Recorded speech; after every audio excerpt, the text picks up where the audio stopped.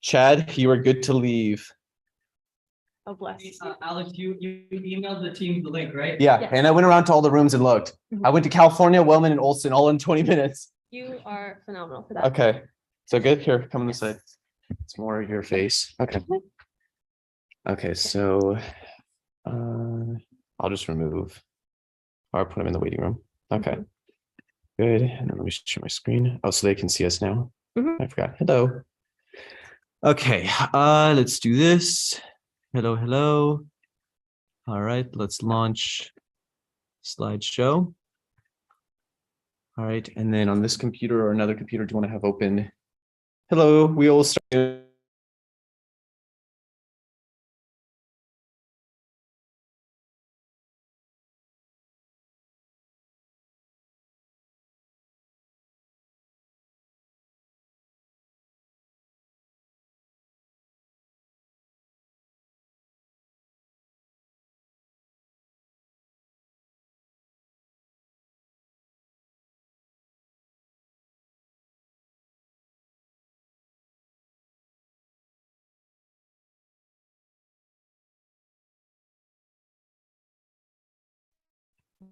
All right, teams, we will get started with the panel and with the other videos very shortly. Thank you all for your patience.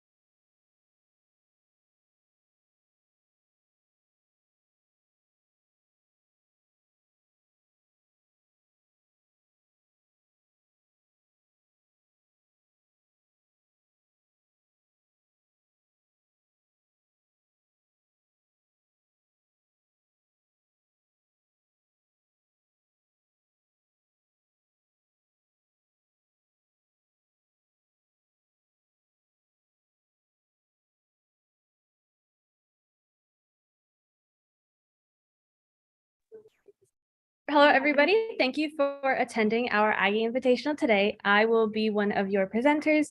My name is Janet, and this is one of my other co-presenter. Hi, everyone. My name is Alex. Thank you so much for competing with us today. And so before awards, we're actually going to start with a couple videos and panels that we have for you guys. Thank you for attending our Aggie. So first off,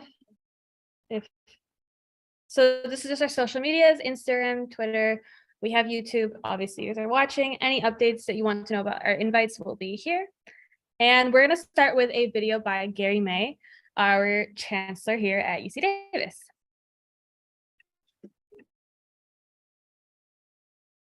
Hello, I'm Gary May, Chancellor of the University of California at Davis. On behalf of our entire community, congratulations to the participants in today's UC Davis Science Olympiad. I'd also like to both congratulate and thank the coaches and parents who guided you through your preparation during this school year. I commend you all for your commitment to pursuing excellence in STEM. As you work through your various events today, you deployed multiple skills in order to compete successfully. Studying STEM develops your problem-solving skills. It trains your brain to be logical and to think clearly, and you become a better problem solver. It also informs us about how things work, whether it's discovering the secret to the universe or applying technology to develop drought-resistant crops. It helps us develop the next generation of electric vehicles, apps, and space shuttles. STEM simply teaches us how the natural world works. Studying STEM also lets you understand and make connections that are necessary to thrive in our complex society. These complexities continue to present challenges that require answers. Some are even life and death, like, for example, finding new energy sources to help mitigate the damage caused by climate change. STEM seeks answers to reducing world hunger through innovations in agriculture. It seeks innovations for the creation of vaccines and other forms of treatment to help eradicate a global pandemic, along with easing the complications of the many resulting secondary and tertiary social problems. STEM is highly collaborative. None of these big ideas or huge problems are solved in isolation. It is through collaboration and representation of the 4 STEM disciplines, science, technology, engineering, and mathematics, that we solve issues at a faster, more effective rate. Here at UC Davis, we believe that collaboration helps us learn more and arrive at better solutions to society's most pressing problems. We believe that the true innovation needed to provide action for solutions happens through collaboration and inclusivity across disciplines and diverse perspectives. We work to empower, excite, encourage, and engage our STEM scholars in all types of academic, applied, and work-based opportunities. We know this experience will positively impact persistence in pursuing STEM degrees and careers. By working actively with STEM scholars, we reach people with diverse backgrounds, experiences, genders, and thought who will become future STEM leaders. So keep pursuing your passion. We need you. Thank you to the UC Davis students who worked so hard to bring you this opportunity today. And thanks again for joining us at this year's Aggie Invitational. Go Ags!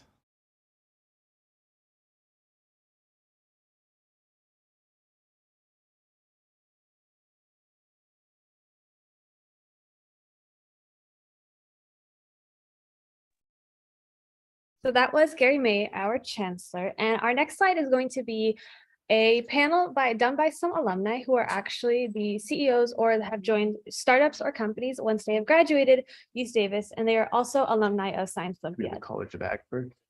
That's after. Okay, perfect. And nope, not this. And keep in mind, this chat is displayed or delayed a little bit by like 15 seconds. So feel free to keep on commenting. We'll just read it in 15 seconds. Yes. And in this panel, we have, well, I'll let the panel introduce themselves.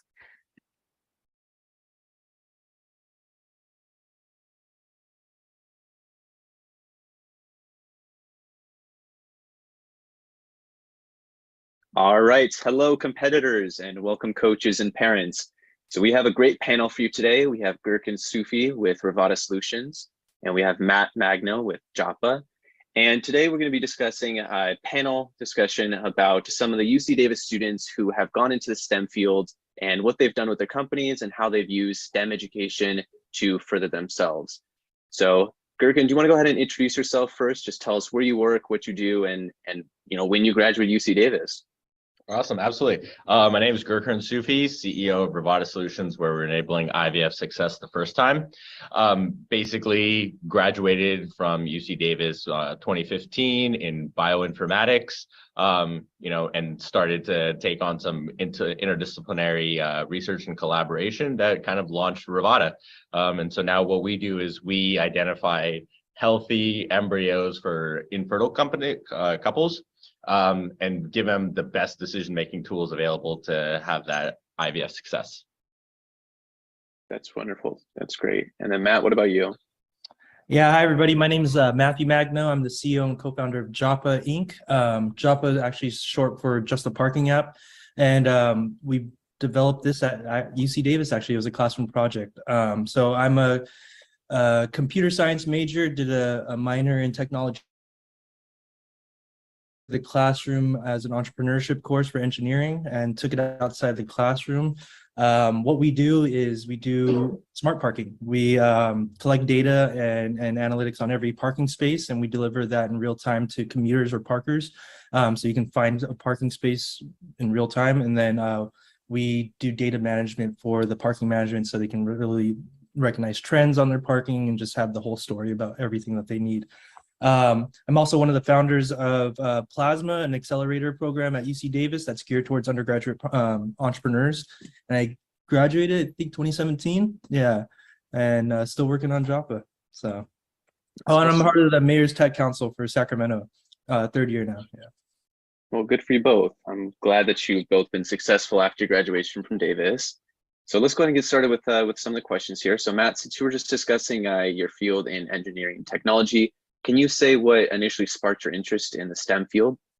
Yeah, growing up, I was always into electronics. Technology was my thing. I would get an old radio and take it apart just for no reason and just to put it back together and see if it worked. And then so growing up, I wanted to get into the computer science field. I'm a first generation student, went to a community college, took a course there, started meeting a lot of people and saw that they were making a ton of money and doing what they loved. And I was like, oh, I want to get into that field. Sure enough, I got into UC Davis for computer science, studied that, and really just took off and started building my own apps at first and little games, and then built Joppa now it's a parking app, or more than a parking app, I would say. But yeah, that was my big drive for, I want to say, STEM related fields. I think STEM was amazing. I was always into math and physics too, so it was just a perfect fit for me just moving forward. That's great. And then Gurkhan, would you say that you also had a love for STEM early on as well? So I think that when it came to STEM, I really it really came down to like what careers I was interested in, right? So early on when I was younger, like, you could think engineer, doctor, lawyer, firefighter, like these types of things, like, kind of came up, and the legal profession may have been the only reason why I would have gone anywhere other than STEM, but all the other career fields that I had like kind of envisioned myself going into, I was like, oh yeah, it's going to be STEM. And so when coming into college, it wasn't, there was the idea of, oh, might want to go into engineering, might want to go into medicine. And so rather than just going biology or engineering, I picked bioinformatics, which was basically data science for biology. So large data sets. And it was kind of a newer field around that time when sequencing was coming around. So that really being on the forefront of a new field and a new technology, that's where I kind of got that excitement and that rigor. And from there, it just kind of kept riding that wave. So I would say early on, don't reinvent the wheel, invent something new. So yeah. That's great. And you actually used your interest to create a club at UC Davis called the Synth Bio Club, which is now called the Bio Innovation Group. Can you tell us a little bit more about, your purpose in founding a club like this, and how your interest in the STEM fields have actually allowed you to further this onto a career? Yeah, so back when I was an undergrad, like it was before CRISPR was a thing quite yet. Like, the first like seminars were coming out about CRISPR, and CRISPR was the gene editing tool. And it just seems so cool that you could go in and like make insulin in yeast cells, for example, right? And like the biomanufacturing side of things became very clear, and that's what we're seeing now with all the like future food companies, cell-based this, cell-based that. I mean, they're just creating cell lines that are, then they're just manufacturing cell lines in at high volume. And so into that regard, it was synthetic biology's premise was you take biology and you adapt it, like you modify it to do something that you want it to do. And that was the whole principle of it. That's what I thought was exciting. And given my background was in genetics, I was like, oh yeah, that makes sense. And there's nothing for that. And it's a brand new field. Started that, 5 of us. The club quickly grew, quickly expanded, took on several projects. We were handing out venture well funding to various student teams.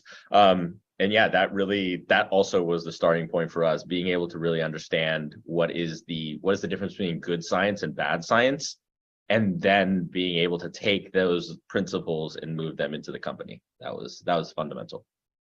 That's excellent.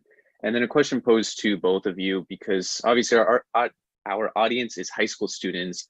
And so how can high school students get involved at such an early age, and how can they keep their inspiration or their drive or their love for science? How can they keep that going all the way through college into a career?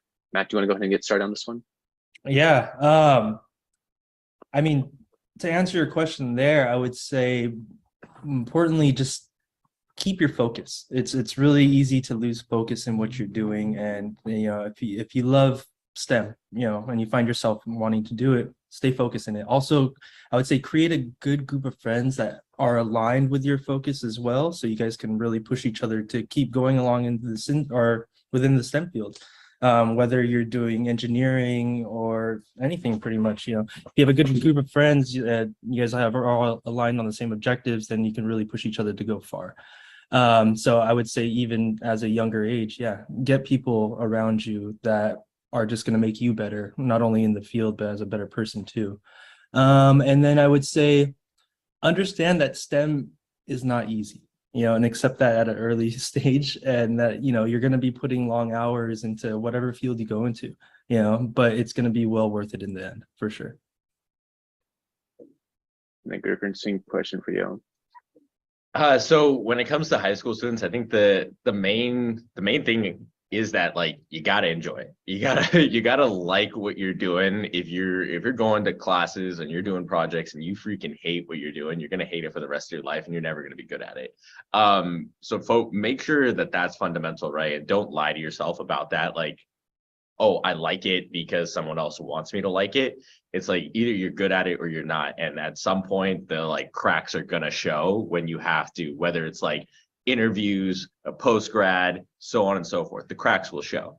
So just stick with what you like. And another thing is that like when you're young, you're like your mental plasticity is like so I envy it. I wish I had it again. Like, and I'm not even that old, but like looking back, it's like you just soak up so much information. So it's like put yourself like there's no reason why you shouldn't be like reading about things that are at max 1 to 2 years old, right? Like you can learn the fundamentals of like Newton's laws, right? But then there's always new things that like if you're interested in physics and you don't know about what like happened with the fusion reactor at Lawrence Livermore, for example, like that's one of those types of things where you should stay up to date on what's cutting edge. Because if you're not constantly up to edge, STEM is something that gets old real fast. Like it's out of touch. So you have to constantly stay on the sharp end of the blade. I think that's both excellent advice for high school students and really anybody who wants to go into the STEM field. And let me pose a further question on that. So in terms of, when people look up to celebrities or when people look up to their figures, they always think that they've had an easy path and that the company that they see now is a company that was always created and always fundamental. Have you guys struggled at all with the creation of your company? Is a current company that you guys have the very first thing that you worked on? Never struggled at all. It was easy. I'll go first. Of course, there's going to be struggles at all different stages. This was my first company that I worked on, and luckily, we've made it past that point where 90% of companies fail. But it's really, to me, it's really dependent on how you look at what a struggle is or what you determine what bad is. Everything I run into might seem like a struggle, but I enjoy it because I know what not to make a mistake in the future and how we can improve in that way. So like even some of the hardest things we've gone through, I'm excited that we've gone through it, and I was excited learning new solutions to the certain problems that we have. So yes, it's not easy, and yes, there are struggles. I make the best of it pretty much whenever we encounter it. Yeah.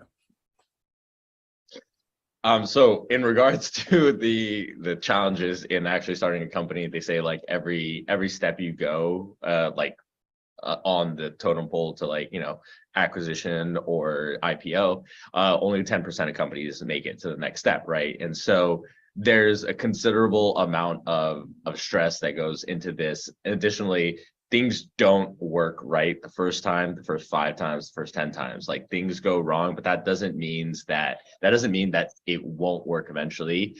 Failure is a part of the learning and successful endeavor process. Failures are only failures if you don't learn from something. I love that quote, and it's very relevant. So for example, we before we actually started Rivada, we went through about 15 different ideas, right? Exploring just hey, and make a minimum viable product, test it out, get some market feedback. No, terrible, not a good idea. So even once we were in the company and things were going, pivots have had to be made. You have to be able to adapt to the market and the customer, and where the technologies of the day are.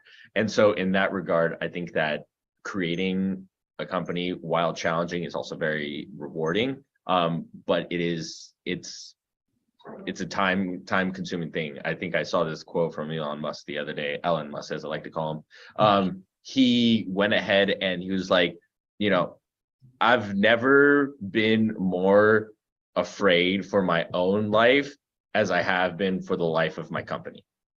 Mm-hmm. And that rings true because it's a very selfless thing and you have to be obsessed. So yeah, it's a very demanding career field. Yeah. Let me follow up with, oh yeah, go ahead, Matt. Can I add something? Yeah. So Gurkhan and I spoke while we on a panel together while we were students, and there's one thing that always stuck in my mind, and I copy him all the time. Is, you know, in entrepreneurship you need to know resilience, and that term resilience. I even looked it up when you said it. I was like, I don't even really understand this term, but yeah, you got to be able to bounce back from anything that goes wrong, you know, or your company's just gonna, you know, you're a reflection of your company, and if you can't bounce back, your company's not gonna bounce back. So yeah, thanks Gurkhan for that. I appreciate that. Kind words. I appreciate that. Thank you. And then, yeah, Gurkhan, back to you. In terms of, you know, people might say that starting a company in today's day and age, after we had the COVID pandemic, it's much more difficult than starting something a few years ago. Would you say that there's a different difficulty level, a more difficult level, or would you say it's a different day and age we're in than a few years ago? I'd say chaos breeds opportunity. I think that, like, you know, a Formula One racer, damn, I'm full of quotes. A Formula One racer once said, you know, it's hard to go from 10th place to first place in sunny weather, but it's easy in rainy weather. So like, just when there's chaos, there's disruption. Like, so many companies erupted during COVID that would have been non-viable in 2019, right? 2020, like, you didn't even hear about Zoom. We're on Zoom right now in 2019, and it just blew up. So like, in that kind of sense, I think that it is not harder. People talk about, oh, you know what, there's less investment, so on and so forth. Focus on one thing, focus on a company that generates revenue, and then you don't need investment, and you'll be fine. You'll thrive. So in that regard, I think it is a different day and age in that the market has kind of shifted in terms of what investors are looking for, like what kind of sectors of the market they're moving into.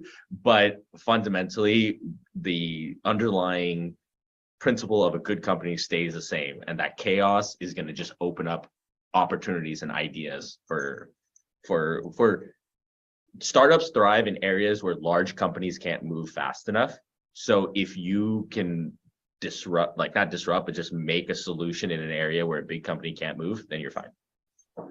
And Matt, same question posed for you. Would you say that your company actually did better or worse or different type of degree during the pandemic? I wouldn't know, because I haven't gone through this is my first pandemic, so I don't know if my company would have done better or worse. We were able to grow, which was still great during the pandemic. But like Gurkhan said, I believe in it too. It's, you know, when new challenges happen, it's not like you're going to go to a textbook and try to read about it. You know, it's just like, I think throughout the years, companies go through different problems, and they have to just, you know, encompass the whole thing and then react to whatever problem that they have. So we might have been thrown into COVID during our company, but you know, I don't know what it was like 50 years ago or what it's going to be like 50 years from now. And if this was a lot different than what people were going to go through, I think you just really have to adapt to all the changes, pretty much. It's very fair. And then a question posed for both of you, because, you know, Science Olympiad, there's a ton of different events that students are competing at, anatomy, physiology, all the way down to build events and chemistry. How important would you say that, you know, interacting with other people, collaboration with different fields that might not be the exact same? So Gurkhan maybe not the exact same as bio, or Matt maybe not the exact same as tech. How important would you guys say it's important to collaborate with other organizations or other people in different fields? I would say that's like fundamental. Yeah, no, it's like Rivada is at the intersection of electrical engineering and biology, right? And that's where we have a competitive advantage in terms of like things typical biologists can't do what we're doing or haven't thought of it, and typical electrical engineers haven't thought of it. You only really think of like that creative aspect when you start to expose yourself to things outside of your like own field of like study. So I think being able to, like, you know, even being a biologist and then having a mechanical engineering or a chemist who understands programming, right? Like these types of like pairings is what gives individuals a very like a unique perspective to have good problem solving skills. I think if you just like live in a silo, you know, you live in a silo, you die in a silo. I think it's important to like continuously keep branching out and trying to incorporate philosophies and teachings from other areas into your own life and into your own subject matter. Mm-hmm. Yeah, I would say embrace it all. You know, networking is such a big thing, and innovation comes from all different disciplines. And if you're mixing it up together, who knows what innovations come about from that? You know, who knows? Gurkhan and I can mix our companies together and put parking, yeah, and boom, we have a new company that no one ever would have thought of, and a new innovation, you know. But it wouldn't have happened if we don't talk to each other, or, you know, the loudest person in the room gets heard, and if you don't speak, you know, you're never going to get heard. So I think it's important that you just branch out to all different fields, learn from as many people as you can, because you don't know what you don't know. You know, I guess I said, you know, 3 times there, but yeah, you don't know what you don't know.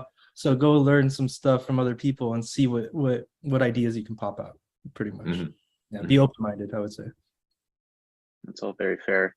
And how would you guys say that you found a need for your community? How did you even find that there was a need for the creation of your company, and how is your company different than, say, another parking app? You want to take this one first? Go ahead. Yeah. Can you repeat the question one more time? I laughed too hard at that one. Yeah, no, you're good. How did you find like the niche, or how did you find the type of people that would want a company like this? How do you, because it feels like in this day and age that everything's already been invented, everything's already been founded. How did you find something that's so unique and that can be created into a company that's purposeful? Definitely it started with a classroom project, and our first assignment was to think of a problem you wanted to solve. So I would say that's where you begin. Think of a problem that you want to solve. We found a niche in parking just because we encounter that every day, you know, from being students to going to the city to going to the grocery store sometimes, right? There was always a need for parking, but it was up to us to keep iterating through different ideas until there was one that was product market fit, you know, that actually solved real problems and wasn't creating new problems. Yeah, people have created parking apps for years now, you know. How can we make ours better, different, and, you know, and apply it to everybody? And luckily, smart parking is new to everyone still. Smart cities is a new thing, so we kind of found a good fit there. And yeah, it was mostly iterating and really figuring out. And what I really wanted to say was talk to as many people as you can, to the people who you're selling to anybody. We talked to hundreds and hundreds and hundreds of parking directors, down to even people that are parking their cars, just to figure out what is the right thing to make. Yeah. And same thing with Rivada. How did you guys figure out an innovative way to deal with IVF? Because it's not something that's common and something that's been around for a while, but there are plenty of companies with IVF. So I just want to piggyback off of what Matt said. You have to talk to people, like, and that's sometimes the hardest part. Like, I remember at times getting laughed off the phone, right? But we didn't start Rivada until we actually had a customer express interest, right? And like with that, given we had that, it made getting the first investment easier, and so on and so forth. And so then we became very proficient with embryo handling from that, and really we started looking at, like, you know, how do we actually like branch out and expand the company and grow into these different verticals that we want to move into. And that's where we just kind of thought outside the box. And, you know, you think about IVF, right? You think about it in humans, but you don't realize that there's a market almost just as big in animals, right? And so that's where we've been making our traction. So moving into that space and being able to like engage with those individuals, that came down to, like, you know, years of talking to people. I've had conversations that took 8 months to close, right? And it's part of the process, part of the game.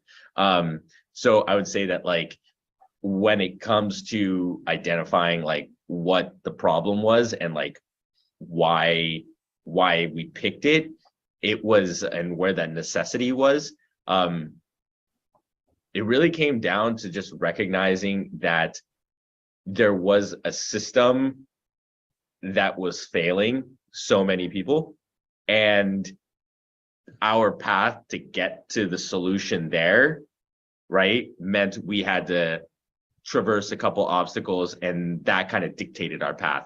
But yeah, we've pivoted, and it's necessary, so it's important if you really want to keep things going in order. That's great answers from you both. And then our final question before we get to closing remarks is, everybody always talks about a job being a burden, but hopefully you both like your jobs. What would you say is probably your favorite thing? And do you truly love what you do? Gherkin, do you want to go ahead and go first? Yeah, like I had someone ask me a couple of months ago, like, what would be your dream job? And I'm like, I'm living it. Like, it's one of those things where it's a large amount of burden. Sometimes it's like, 12, 14 hours, right? And you could jump on your email at 11 p.m. because you have to send some things out at night.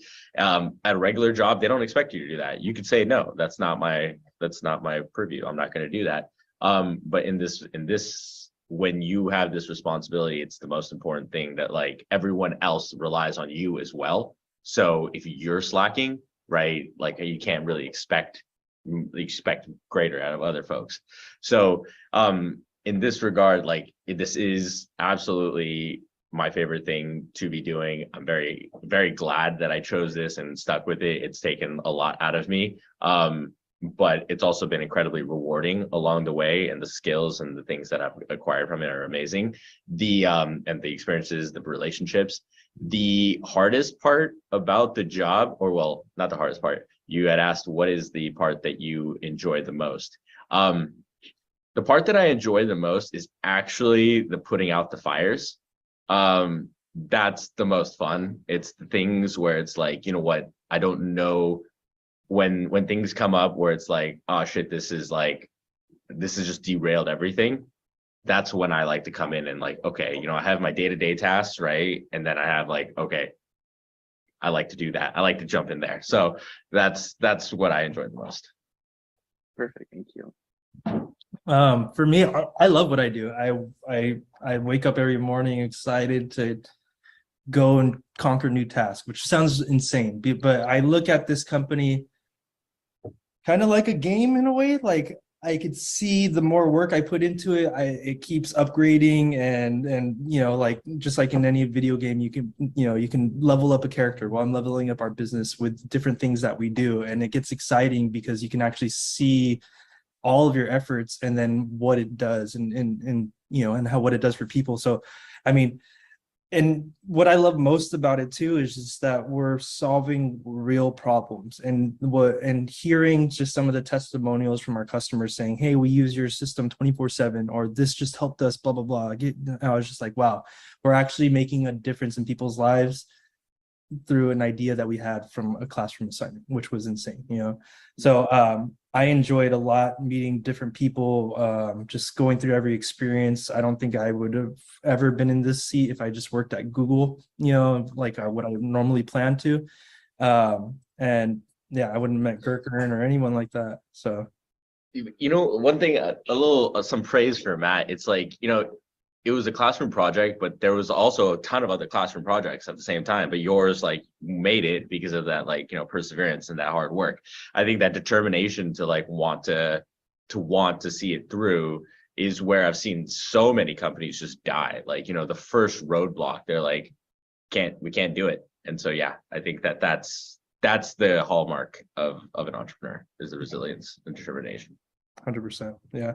Just fun. I mean, just even interacting with other entrepreneurs, just learning from them. Even, like Gherkin, I'm not gonna lie, I looked up to you for the longest time when I was building my company. I was like, wow, I want to be like these guys here. So, See, look at this. If you both go to same school and you become friends and you both become successful, you'll be on a panel like this. I know, right? The world works in mysterious ways. Well, thank you guys. If you just want to just quickly, give your final closing remarks, any advice you have for high school students in the STEM fields, anything you just want to mention at the end, and then we'll wrap it up here. Gherkin, you want to go? Yo, like, forget the haters. Like, there's always going to be them out there, and they're always going to say, you can't do this, you can't do this. Sometimes people are just going to say, hey, let's go play basketball, because they don't want you to do what you're doing. The main thing is that, like, here's another quote. Okay. Haters. So, no, just kidding. This is from Arnold Schwarzenegger. It was, if when you're out there partying, or you're sleeping, or you're goofing off, there's someone out there working hard, and there's someone out there working harder than you to be better than you. And so that's like what you need to keep in mind, is that no matter how hard you think you're working, someone's doing more. And it's at what point is at what point do you know what you're made of and what you want? And because when those two things are lined up and you have that clarity, right, everything in between is easy, right? So What I would tell students is when I was in high school, I focused on swag. And it's short for school, work, and gym. Stay, your health is your wealth. So, keep yourself physically fit. If you're working, focus on your work, and then school is really, really important. Definitely school. If it wasn't for UC Davis or going to college, I definitely wouldn't be where I'm at today. Just through the networks and the platforms that they give you to really set yourself up for success. So I guess I would say just take every opportunity that you can. Don't be afraid to talk to people or ask questions, and just put yourself out there as much as you can, because like I said, if you're not speaking, you won't be heard. So just put yourself out there and don't be shy, and don't be afraid of failing. Obvious. Well, I think that was an excellent conversation we all had the opportunity to have. And I think the high school students, and even the coaches and parents, were able to learn a little bit something. So thank you both. Again, thank you, Gurk and Sufi from Rivada Solutions, and thank you, Matt Magno from Joppa. And if you all have any questions about any of their companies, I'm sure you both would be more than willing to answer them if you want to contact them and look up their websites. But other than that, thank you all so much and have a great rest of the day. all right, good one.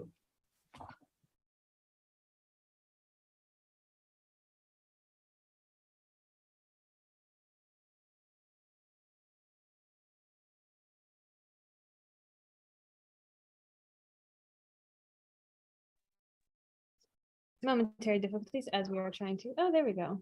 Anyways, for now that we have concluded that panel with some great speakers, we now have a second panel with two more alumni who are also founders of their company, Keel Labs and Amber Cycle. And keep in mind, we are grading actively right now. So we do see your chats. We understand how excited you are for the awards, but please be patient with us because we want to make sure that we grade as accurately and as quickly as possible. So we hope you enjoy this time, because as some people were mentioning in the chat, these CEOs and these creators of their companies, they have taken so much time out of their days just to come up with a panel discussion for you all. And they're really interesting. So please listen, and we hope you all enjoy. So please bear with us while we run our next panel. While we finish grading, we will have awards to you as soon as we can. Which will be soon by 6. By 6.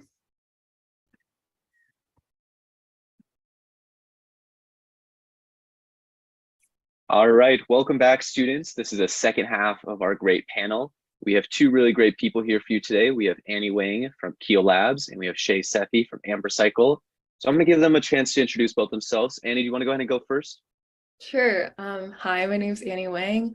I, like Alexander said, I work at Keel Labs, which is a company that's developing sustainable textile fibers from biopolymers that are extracted from seaweed.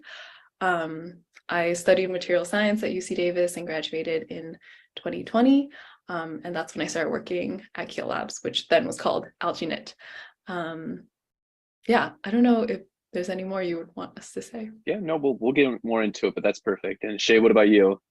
Yeah, hi everyone. My name is Shay Sethi. I co-founded and am CEO of a company called Amber Cycle.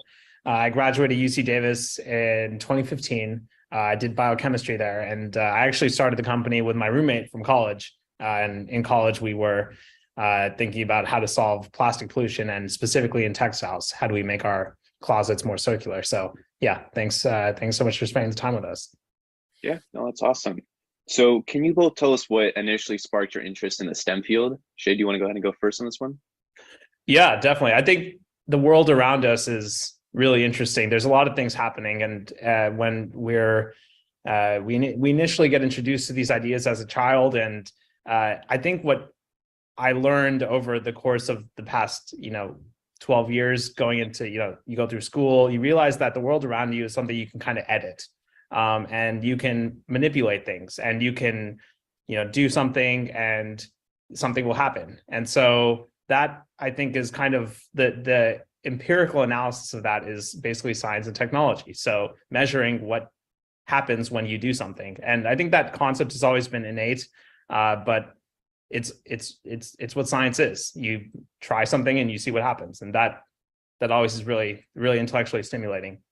That's great. And before you go, Annie, so Shay, you mentioned 12 years you've had an interest in STEM. So does that mean you were interested in STEM in high school? And how did that even start? Well, I guess, yeah, I guess maybe what I meant there is like you go through the 12 years of schooling. And so from a early age, there's exposure to the world around you, and you can measure the things that you do to the world. And so that idea is, I think, what STEM really is, the quantification of the different activities that we engage in our daily lives. It's very fair. And Annie, what about you? What sparked your interest in the STEM field? I think my interest actually comes from maybe a sort of like emotional place of well, I guess for one thing, growing up, I was very lucky that both my parents, I think, tried really hard to like expose me and my siblings to a lot of different types of opportunities, including things around STEM. So they would, you know, take us to museums and things like that and try to learn about natural phenomenon and spark our curiosity there. But I think especially on the topic of like sustainability and the environment, I remember learning about those kinds of things in middle school and high school, and learning about biodiversity and climate change and things like that. And it would make me feel sad that those things are happening, and wanting to like do something to, I guess, alleviate that. And I think as I went through school, and not just sustainability, but issues with like, you know, access to food or healthcare, things like that. It's just like you see a lot of things in the world and you want to help. And I think I just felt like STEM was a really impactful way to make an impact in a lot of different areas. It's just like really a really important tool to solving a lot of problems and making things better in the world. Yeah, if that makes sense. Yeah, no, it's both excellent answers. And so just a specific question. So plastic is found everywhere in the world. Shay, how did you even come up with a company, and how did you even figure out that you could transform plastic into type of clothing or textile? How did you even figure out to come up with something like that? Yeah, so it's an iterative process. It doesn't all happen at the same time. I think anyone with any familiarity with science would attest to that. So plastic in general is a material in our lives. It's functional. It does things for us. One type of plastic is polyester. So if you reach into your closet, you can pull out a garment, and it's a mixture of a bunch of different stuff, but polyester is one of those things. And I think the bigger question that we kind of started asking was, what happens to our stuff? And everyone kind of knows it ends up in landfill. Plastic is one of those things. And when we think about our end of lives of our materials, what happens to those things? They get thrown away. So that kind of brought up front the question, like, what happens to plastic? Can we recycle this material? Why not? Why do we have to live in a world that's still polluted? All questions that led us down a path of just asking the question, like, why does this happen? And continue to ask that question when an answer was kind of given to us. And the idea of starting a company was never something that was the idea from the beginning. It was always something that kind of naturally just came up. And we're just trying to solve the problem, because I think we want to live in a world that's more clean, that is better for us to inhabit, that's more efficient, that helps us live our best lives. So that's kind of the natural progression. And, you know, starting a company is almost a byproduct of that, because these are major problems that the world faces, and we need to solve them pretty quickly. Yeah, that's definitely true. And Annie, your current company also sort of works with textiles, but you didn't originally start off with that. You had a hygiene company, is that right? Yeah, I guess a really big part of my experience at Davis was this project that I did through a program called the Biodesign Challenge, which is this global program / competition that encourages interdisciplinary teams of students to use biology as a medium for art and design, to like solve various problems that they see in the world. And it's really interdisciplinary, so it's not necessarily focused on like people who are in hard STEM majors. It really encourages people who are in art and design programs as well to get involved and just imagine the possibility of using biology. So my team was, we had someone who was majoring in design, someone who was majoring in, I was in material science, someone was in nutrition, someone was in biotech, and we were working on this project looking at bacterial cellulose, aerogels and films as materials for a biodegradable diaper. So we worked on that for a while for that competition, and then a little bit afterwards. And actually, I remember calling Shay at some point because we shared a professor, Mark, to ask for his advice on like how to move forward with the company. And our team ended up not like moving forward with making that a company. But I think I definitely learned a lot of things in that experience, and it led me to this world of like bio-derived materials and biodesign. And the company that I work for now was started also as a student project at FIT for the biodesign challenge, like 2 years prior to when I did the challenge. And I think participating in that also led me to just like be aware of a lot of other projects that are working on using bio-derived materials.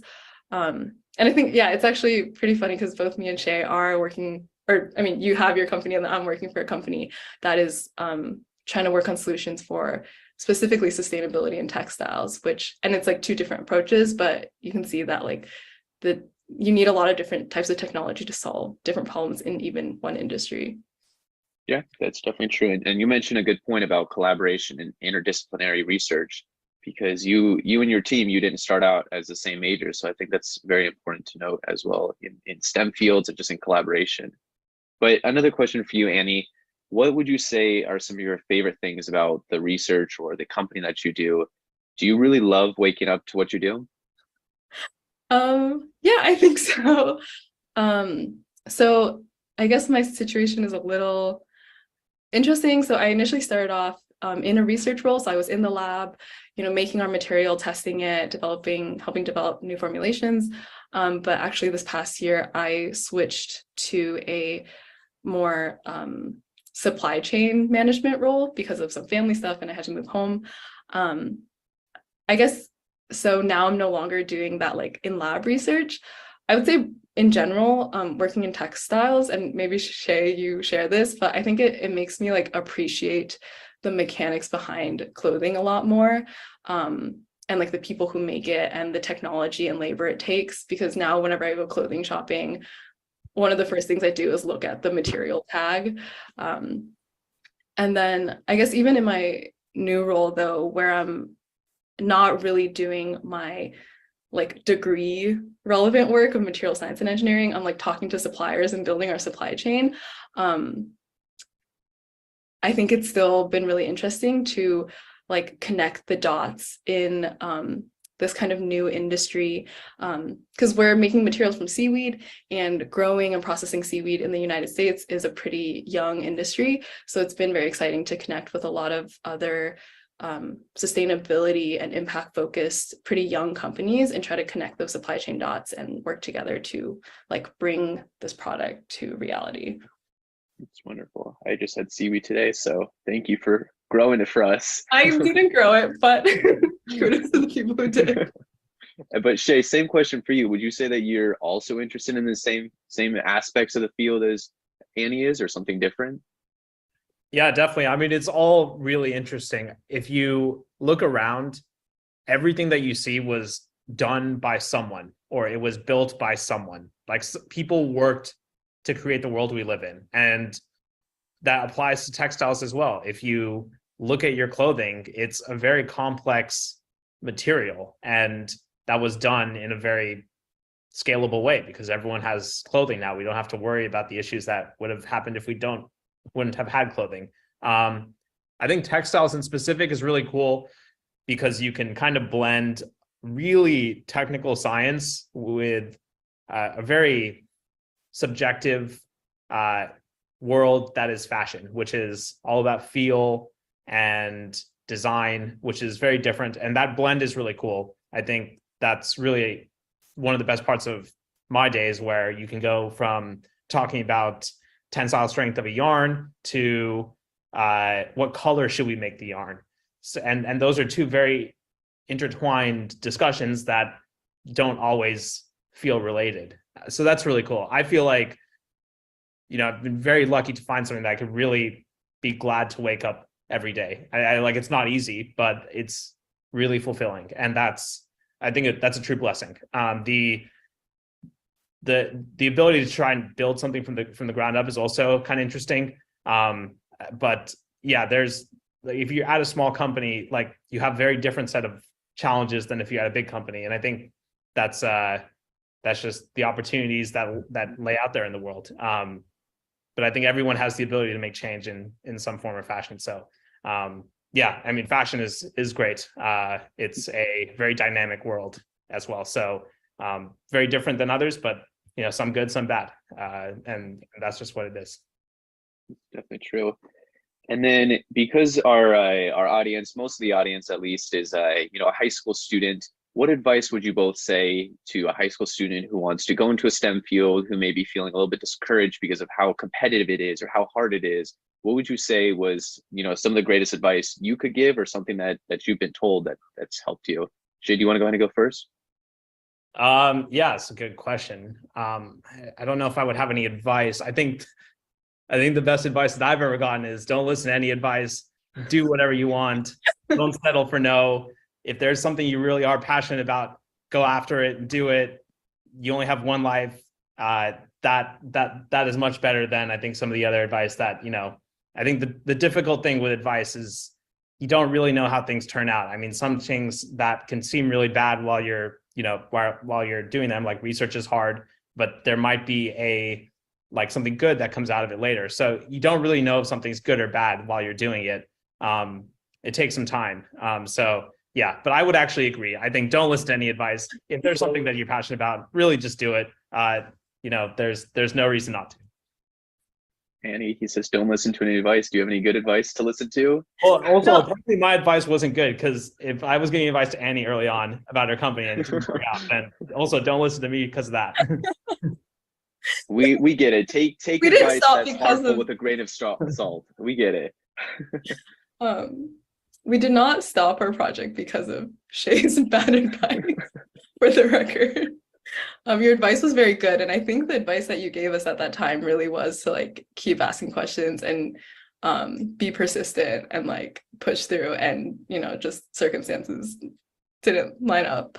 But yeah, I'm sure, Shay, you have lots of wisdom to share, actually. I think, yeah, I would say something along the same lines. I think specific advice, there might be specific advice, but it would be really dependent on what area of STEM you're interested in. Like, if you wanted to go to med school, that's probably really different than what I could share. But in general, along the same lines, I would just encourage people to explore what intrigues you. I didn't even know really that textile science was a thing. When I was in high school, there were a lot of students who were interested in STEM at my high school, but most people were going into kind of biotech, medical, that kind of realm.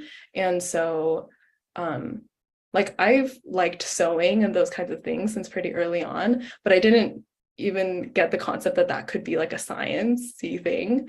So I think just if you're interested in something, even if it doesn't seem like the most obviously STEM thing, or just find some kind of application that you're really interested in, I would encourage you to pursue that, because I think that will be a lot more fulfilling and motivating and energizing than going towards what seems like other people are doing, that's more mainstream, or yeah. I don't know the correct word, but yeah, follow your curiosities and make projects out of things. And I think that's a really great way to learn.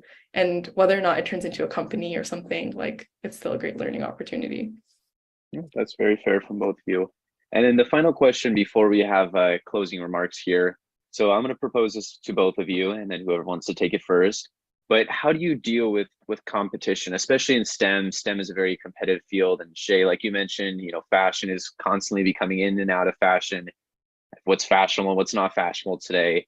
So how do you deal with competition, and how do you deal with the hurdles of failure? Do you just keep on picking yourself back up, or is there a formula that you followed? Shay, since I mentioned you, do you want to go first? Yeah, I mean, I guess in the way I think about competition in terms of like other things is, you can't control what you can't control. Just, if people are doing other things, that's fine. That's great for them. I think we can all focus on ourselves and make ourselves better people, and not really be concerned. Obviously, this is very easy to say, but we should all we should be, I think, happy for other people. But I think there's a lot that we can do just by looking ourselves in the mirror, and that I think can go a long way. And it is tough, but it's supposed to be tough. Like, there's a reason for it. This is something that is not easy, but it should be that way. So it's okay, and it all turns out fine. So that's excellent. And Annie, what about you? What would you say? I think maybe we're talking to people in the context of like you're in a science Olympiad competition. Yeah. But so I haven't particularly participated in a science Olympiad. So I guess I don't know what the feeling of competition there feels like, but I think well, competition in anything. I mean, they could, students could be thinking of competition right now in one singular event, but then there's always going to be competition in life in the STEM fields. So what would you say in a general sense, competition? How would you deal with that? Or how have you dealt with that? Yeah, I think I guess just like going along the same lines as my earlier answer of finding what niche like really fits for you, and is an amalgamation of like your interests.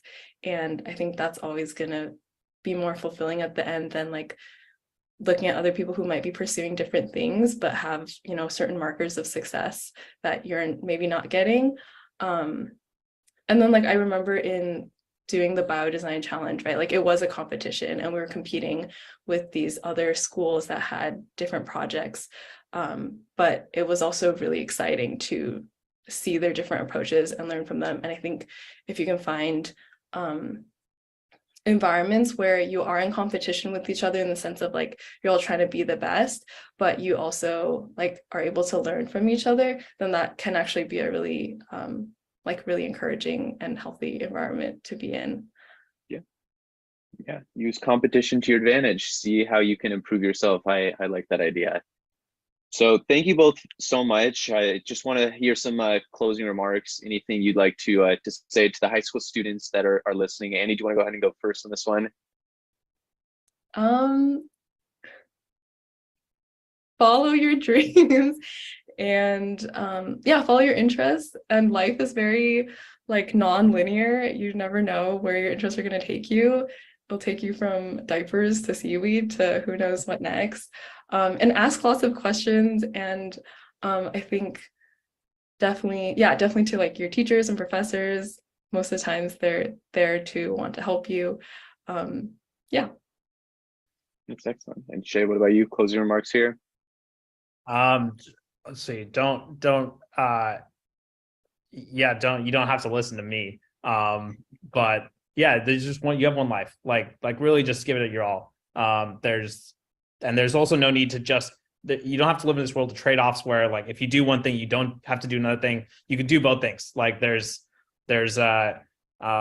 it's not an or situation in life, it's an and situation. You could do multiple things. I think that's something that we don't really get internalized early on, but I think you can do multiple things, and yes, just awesome. No, great advice from both of you.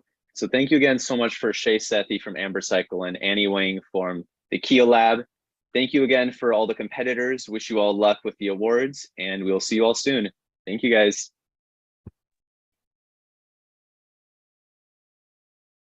And that was our second alumni panel. All right. Well, thank you again to them for their time and everything. All right. Welcome back, students. This is the second half of our final video. I promise it's a short video. It's from the Associate Dean of College of Agriculture and Environmental Sciences. It's very short. It is a very good message. So please enjoy. And then after that, we'll get started with awards. So hope you all are excited, and take it away, Associate Dean. Hi, my name is Ermias Kabrap, and I'm the Associate Dean for Global Engagement with the College of Agricultural and Environmental Sciences.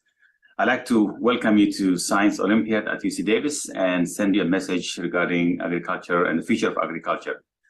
According to the United Nations, the world population is currently at about 8 billion or so, and this is expected to grow to 8.5 billion by 2030, 9.7 by 2050, and could reach up to 11.2 billion people by the end of the century.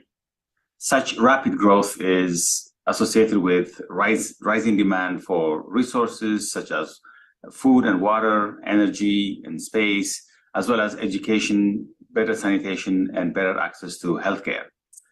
As our global need for food grows, food production worldwide needs to be increased by anywhere between 60 to 110%.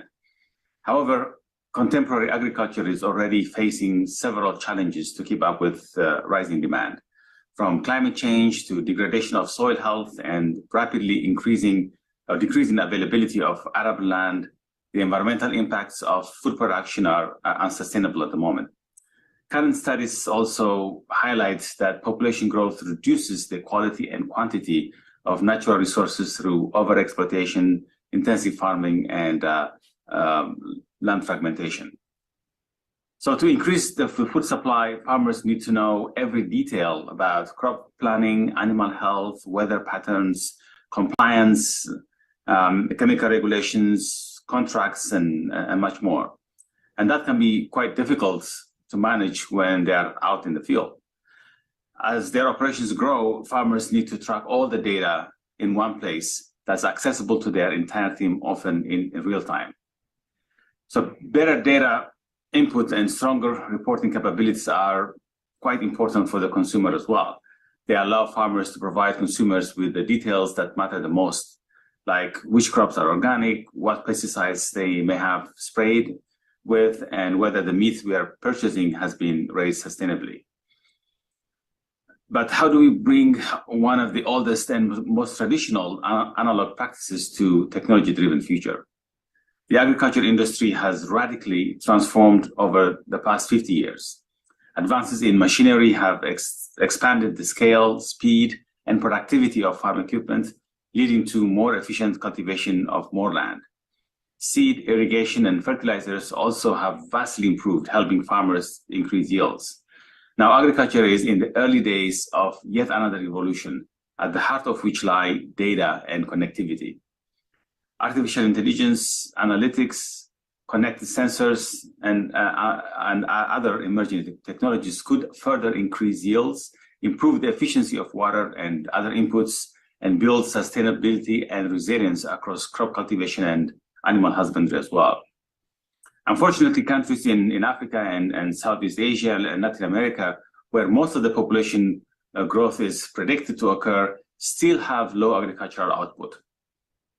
By closing yield gaps in the current irrigated and rain-fed cultivated land, about 24% for irrigated land and 80% for rain-fed agriculture, more crop calories can be produced compared to 2000. In animal husbandry, by using things like ration formulation software in order to match the animal requirements with feed, it can substantially increase productivity as well. So in this case, digital agriculture can help transform agriculture in low-income countries. There is a strong drive to support decision-making and generally digitize the industry from producer to consumer.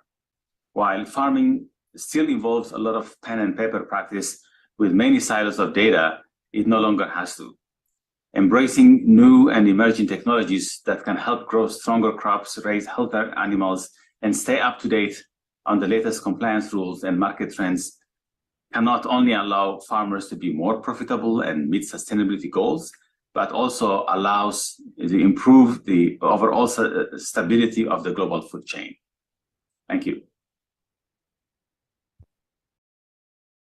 All right, teams, that was the Associate Dean of the College of Agricultural and Environmental Sciences. That concludes all of the people who will be speaking to you all today.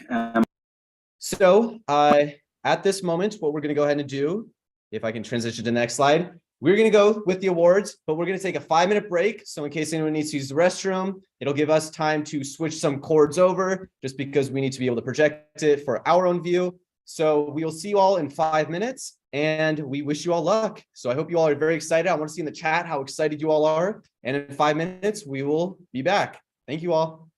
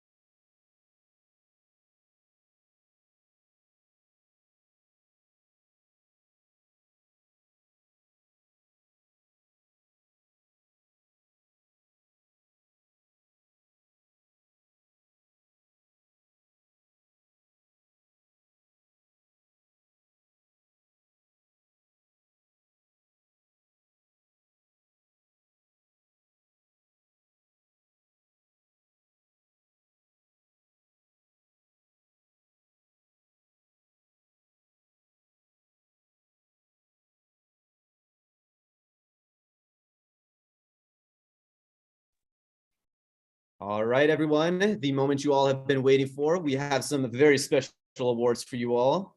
So let's go ahead and get started with this thing.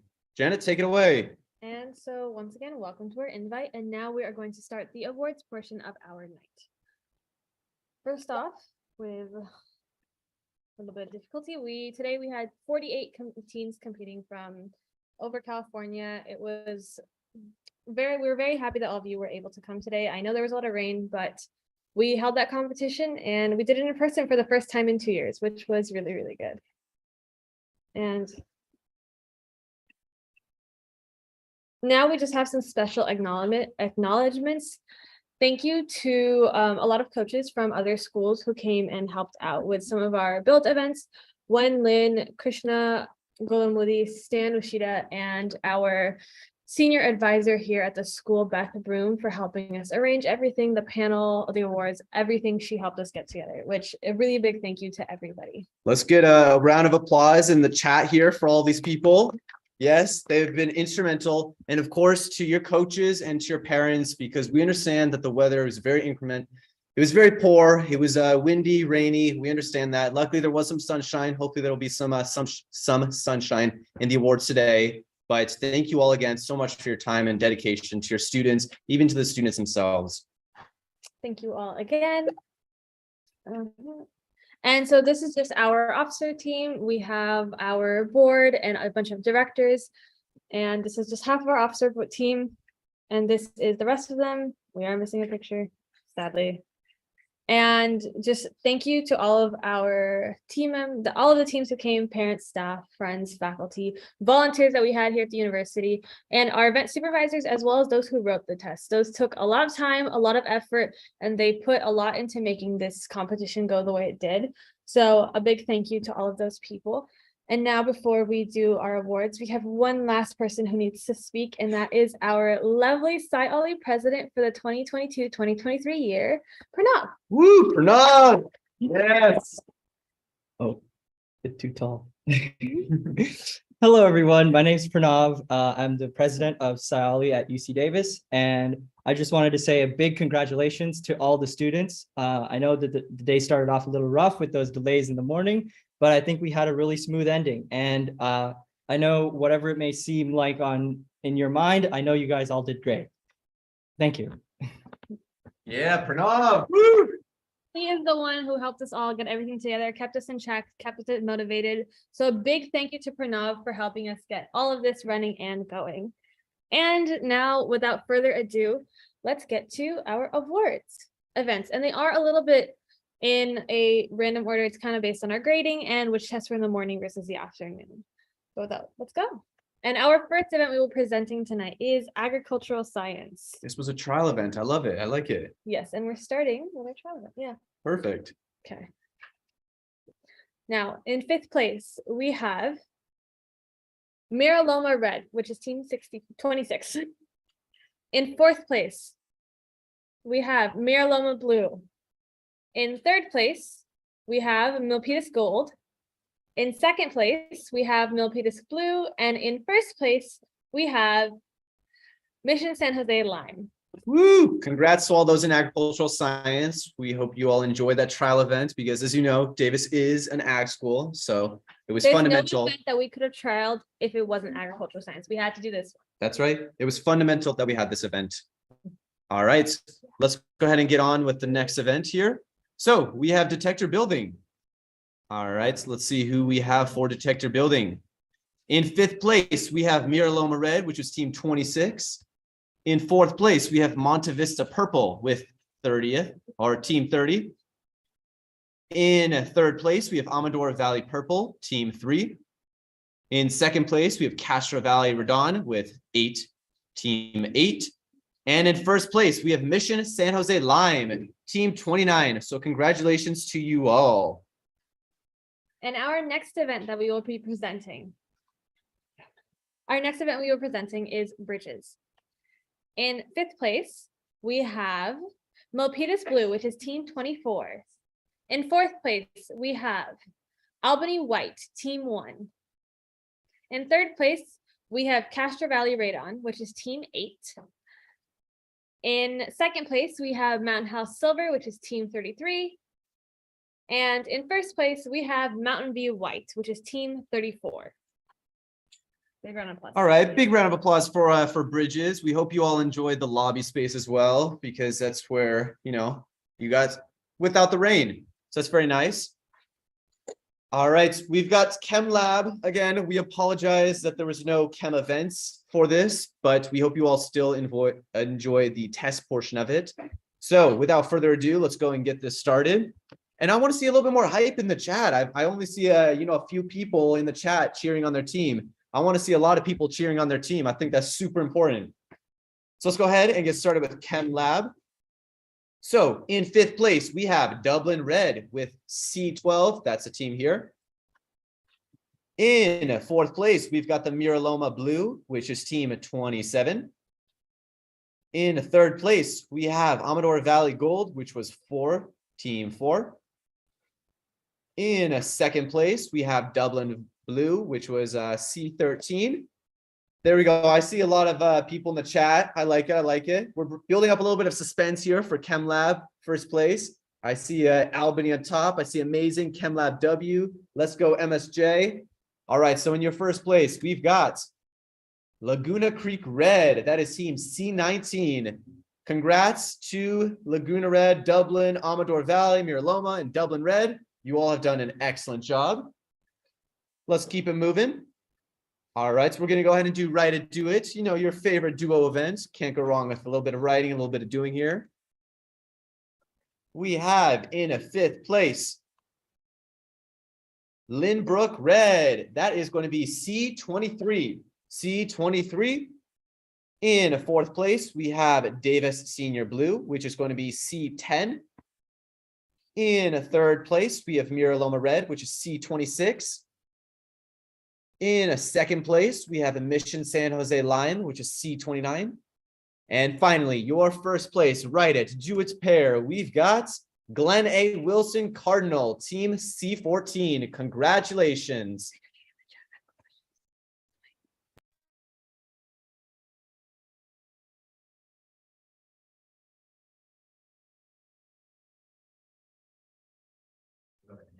All right.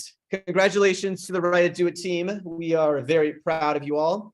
And now I've got a question for you all. So, do you prefer rain or sunshine here? I know it was terrible this morning, but that was because of the wind. But I really do like a little bit of rain, not when I'm trying to go on like a hike or a nice walk in Davis. So let me see in the chat what you all think. We've got Davis, WWW, so slay. I want to see, I want to see some rain or sun. What are you all thinking? Rain or sun here?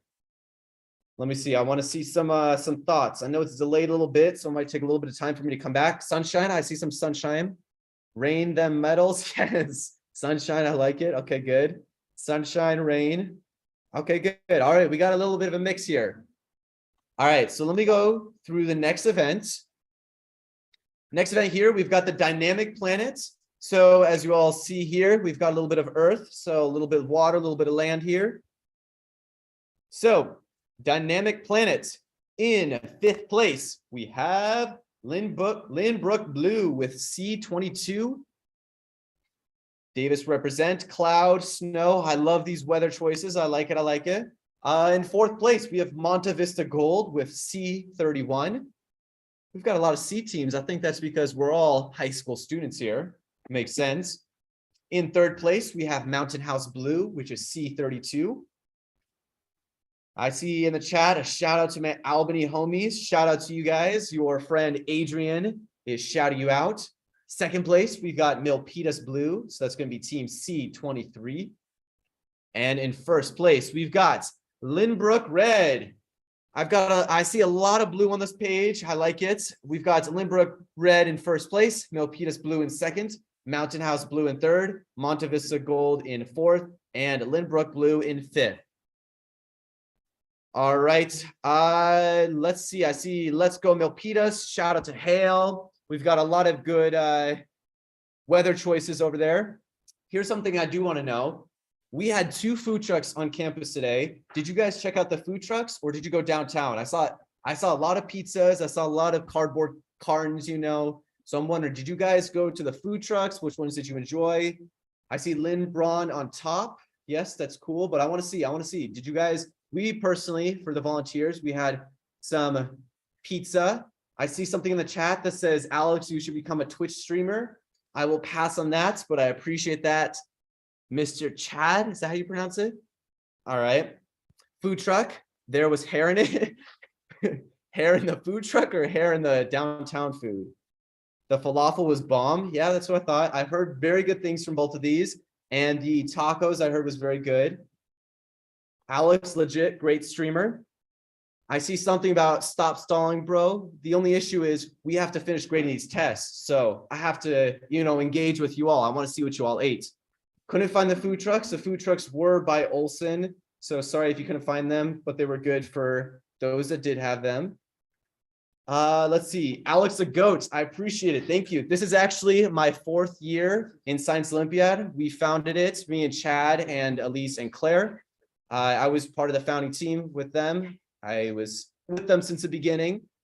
And I see some goats, Shaws, Alexander, co-goat. Hey, Alex, you remind me, I was hyping you up last year at the awards ceremony. Yes, you were hyping me up. I remember you.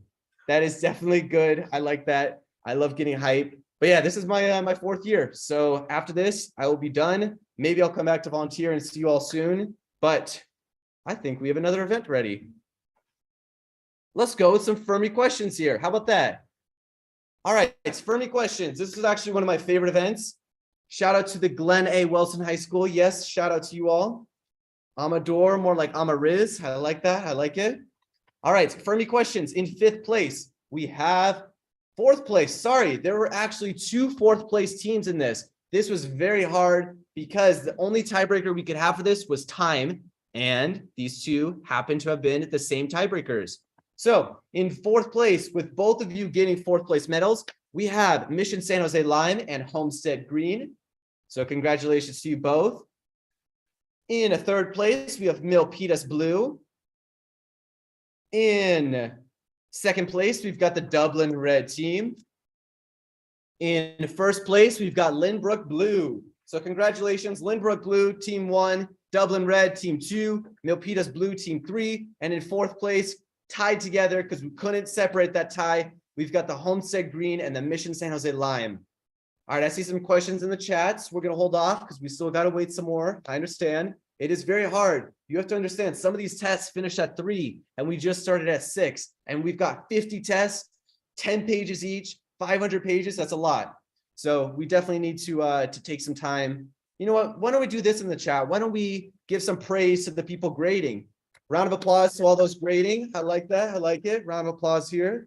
I see shout out Glenn A. Wilson. I read that already. Do you have people to take up the reins next year? We for sure do. I'm only one piece of the puzzle, and there's definitely more people. Slay Chrissy, Slay. Let's go Amador. Let's go Milpitas. W. Clap. W. Milpitas. Yes, please clap for all of the people grading your test. It is an arduous job, and they are definitely working as hard as they can. We've deprived them of so much sleep. They are working so fast. Please dab for us. I will only dab if this gets to 200 views. We're at 185. All right, I see, yeah, graders. Dude grading is mega hard. Slay to the ES team, speaking from experience. You are great. You should become a Twitch streamer. Clap, clap, clap. I'm actually pre-med, so my interactions are coming from my interactions with patients, hopefully. So go graders, keep that sanity. Grading is hard for sure. It for sure is. All right, I am going to refresh the screen in a second when I get the go ahead. And then there will be more test results. Hit 200 views. We have not hit that yet. Go tell your friends. Everybody join this. If we had 200 views, I will dab for you. That is what we will do. Grading was tiring. A volunteer grade tester. It is only 6:25. We've only just begun with some of our tests. Shout out Albany. Sure. Shout out your teams. I'll read them out for you as long as you know. It's a great team. Everybody's a great team over here. All right. I'm going to go to the next one, and then I will go ahead and refresh this page. How many teams were there for AgriSci?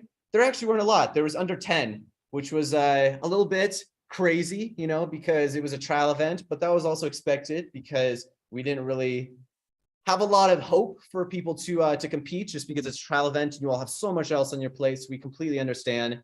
How many teams were there for Agri? I've already read that. Green, greedy eggs, and ham. Type the lyrics or type the script in the chat and I'll go ahead and read it for you. Don't worry about that. I'll read it for you. Am I good to go and refresh here? All right. So before we get to forestry, I'm going to go ahead and refresh. So let me stop sharing my screen here. Let me refresh my page so we can go ahead and get some more test results loaded. All right. We are loading more test results. Go DSHS. Go U. All right. We are here. All right. And Jana is going to go ahead and present forestry for us. Let me get us back onto stream here. All right, Janet, take it away. I know all of us are tired of hearing Alex talk, but thank you guys so much for your patience. It is taking us some time to grade, but we are going as fast as we can. We're depriving our workers of sleep. They have food, but I don't think they have time to eat it. So without further ado, let's go to forestry. In 5th place for forestry, we have Laguna Creek Red. In 4th place, we have Albany White. In 3rd place, we have Amador Valley Purple. In 2nd place, we have Basis Purple. And in 1st place, we have Laguna Creek Red. Round of applause for all of our competitors for this event. And let's see, what else do I have to say? I'm not as good of a talker as Alex, let's be honest. He's really good at filling time. I am good at presenting, and I'm good at doing the background work for all of this. As awards chair, that is what I've been doing. So moving on to our next event, which happens to be environmental science. I will be once again presenting that, or not. Go ahead. I will be presenting this one too. Yay. For environmental science, in 5th place, we have Mission San Jose Lime. In 4th place, we have Pleasant Grove Blue. In 3rd place, we have Dublin Blue. In 2nd place, we have Mission San Jose Marigold. And in 1st place for environmental science, environmental chemistry, my apologies, we have Glen A. Wilson Cardinal. Congrats to all these teams, and Alex will take over again. Have fun listening to him talk. All right, thank you, teams. All right, I see some stuff in the chat. So before we get to cell bio, because I need to see what's happening in the chat here, I'm going to answer some questions. So we got Coach Wen Lin, big slay to you, Coach. That is definitely true. Hello, Mr. Chen. Sup? What high school did you go to, Alex? I went to Calabasas High School. We did Science Olympiad for a few years, and it is still going on. Woo Janet, yes, Woo Janet. Janet is very popular here. You know what? Come here. So, oh, you have to work? No, we're Okay. So I was saying in the car today to someone who was driving me, I was saying, Janet is a very retro name. When I think of that, I think of like the Jetsons. Have you heard that? I have not. Okay, well, that's what makes me think of. A fun fact about me. My name is actually not pronounced Janet. It's pronounced Jannat. But because I just adjust my name to make it easier to say, and that's okay, which is why we have situations like this. Now My we name is know. actually Janet. But yeah. Anyways, we are working on grading. We thank you all for your patience, and we will get to cell bio momentarily. Have patience. All right, time for some cell bio here. We have got cell bio. All right, in 5th place, we've got the Monza Vista Gold team. We've got a C31. I feel like I'm calling out a bingo game over here. In 4th place, we've got the Davis Blue team. Davis, this is your city, so represent here. Yes, we're at 7, only 7 more people, and then we have to 200 views. 7 more people, and I'll give you my best dab. All right, 7 more for that dab. Oh, we lost some. I'm sorry, we lost some. 10 more. But in 3rd place, we have got Mission San Jose Marigold C28. In 2nd place, we have got the Glen A. Wilson Cardinal, which is C14. And in 1st place, we've got the Lynbrook Blue team, which is C22. So that was cell bio. Hope you all enjoyed cell bio. And now we have got another event to share with you all. The long-awaited anatomy physiology. This was actually my favorite. 5 more. Yes, 5 more. Tell all of your friends to join. You know what? We're going to wait for this 5 more views. 5 more views, and then we're going to start dabbing. Because we need to wait for this anatomy and physio results. We need to wait for them to come in. Can I do the greedy? Well, you wouldn't be able to see me because you can only see my torso here. I'll give a dab for every viewer. Maybe. We'll see. That would happen at 300 views. I don't think that's going to happen. All right. We are very close. Davis W, 3 more views. It's 197 right now. I see Davis W, Glen A on top. We are very close to the 200 views. Come on. 3 more. And then we get to a nice dab for me. I'll have to dust off the dabbing arm. I haven't dabbed in so long. It's been a while since I've been at a bar mitzvah to dab. So we've got a little bit of time to do it. I see break dance. I will not break dance. These floors after rain and mud are disgusting. So I will not do that. Again, we are waiting on the anatomy of physio results. So we were just holding off on this 1 second. We are waiting for 3 more views. 200. Somebody says it's 201 views now. I don't see that yet. Let's see. All right, we are almost there. All right, I do not see 200, but you all say 200. So I'm going to give it a nice dab. I'll go, oh, right here. A nice dab right there. I'll give another one as well on this side. There you go. I hope you enjoy how great that was. Now we are going to go ahead and get to the anatomy and physio results. I will answer more questions soon. Here we go. We're at 214 views. Woo! We are killing it with the views here. All right, 5th place for anatomy and physio. We've got nothing loading. 5th place is San Francisco University Red, C41. In 4th place, we have Glenn A. Wilson, C14. In 3rd place, we've got the Mission San Jose Lime, which is C29. In 2nd place, we've got the Davis Senior High, which is C10. And your 1st place, anatomy and physio results are Lynbrook Blue. I keep on seeing the blue color, so something must be working if you name your team blue. So congratulations to all of those teams. Again, we've got Lynbrook Blue in team number 1, Davis Senior is 2, Mission San Jose Lime is 3, Glenn A. Wilson as team 4, and San Francisco University Red as team 5. Let's go to Codebusters now. In 5th place for Codebusters, we've got the Mission San Jose Lime, which is team C29. In 4th place, we have Monta Vista Purple for C30.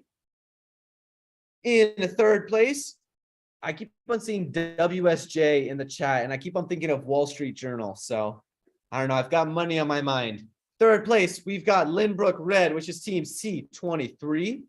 In team Lynbrook Blue is number 2nd for Codebusters, and your number 1 Code Crackers is Glenn A. Wilson Cardinals, C14. Congratulations.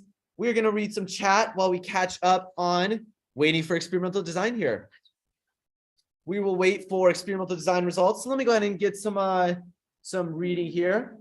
So I see you would be a great Twitch streamer, no cap. I appreciate it. I appreciate it.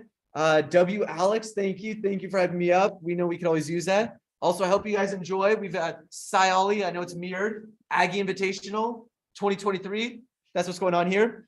And if you saw me running around today, I was not in this beautiful shirt. I was in my hoodie, in my jacket, because it was raining. Got to make sure I protect myself. I got my phone on me. We don't want to get that wet, so we had to make sure it's all dry.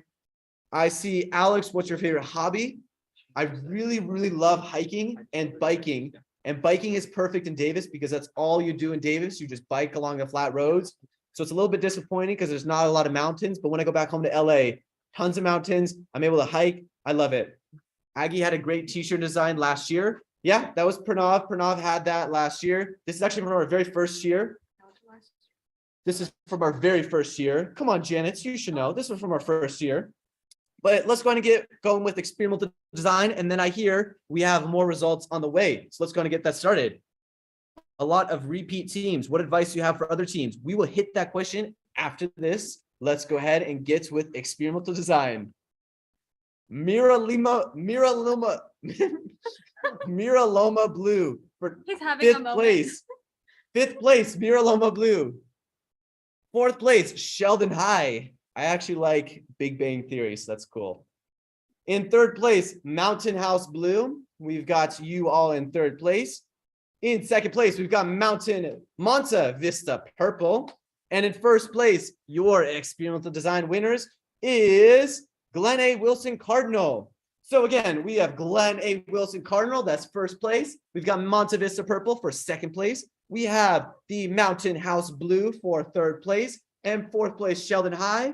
And 5th place is Mira Loma, Blue.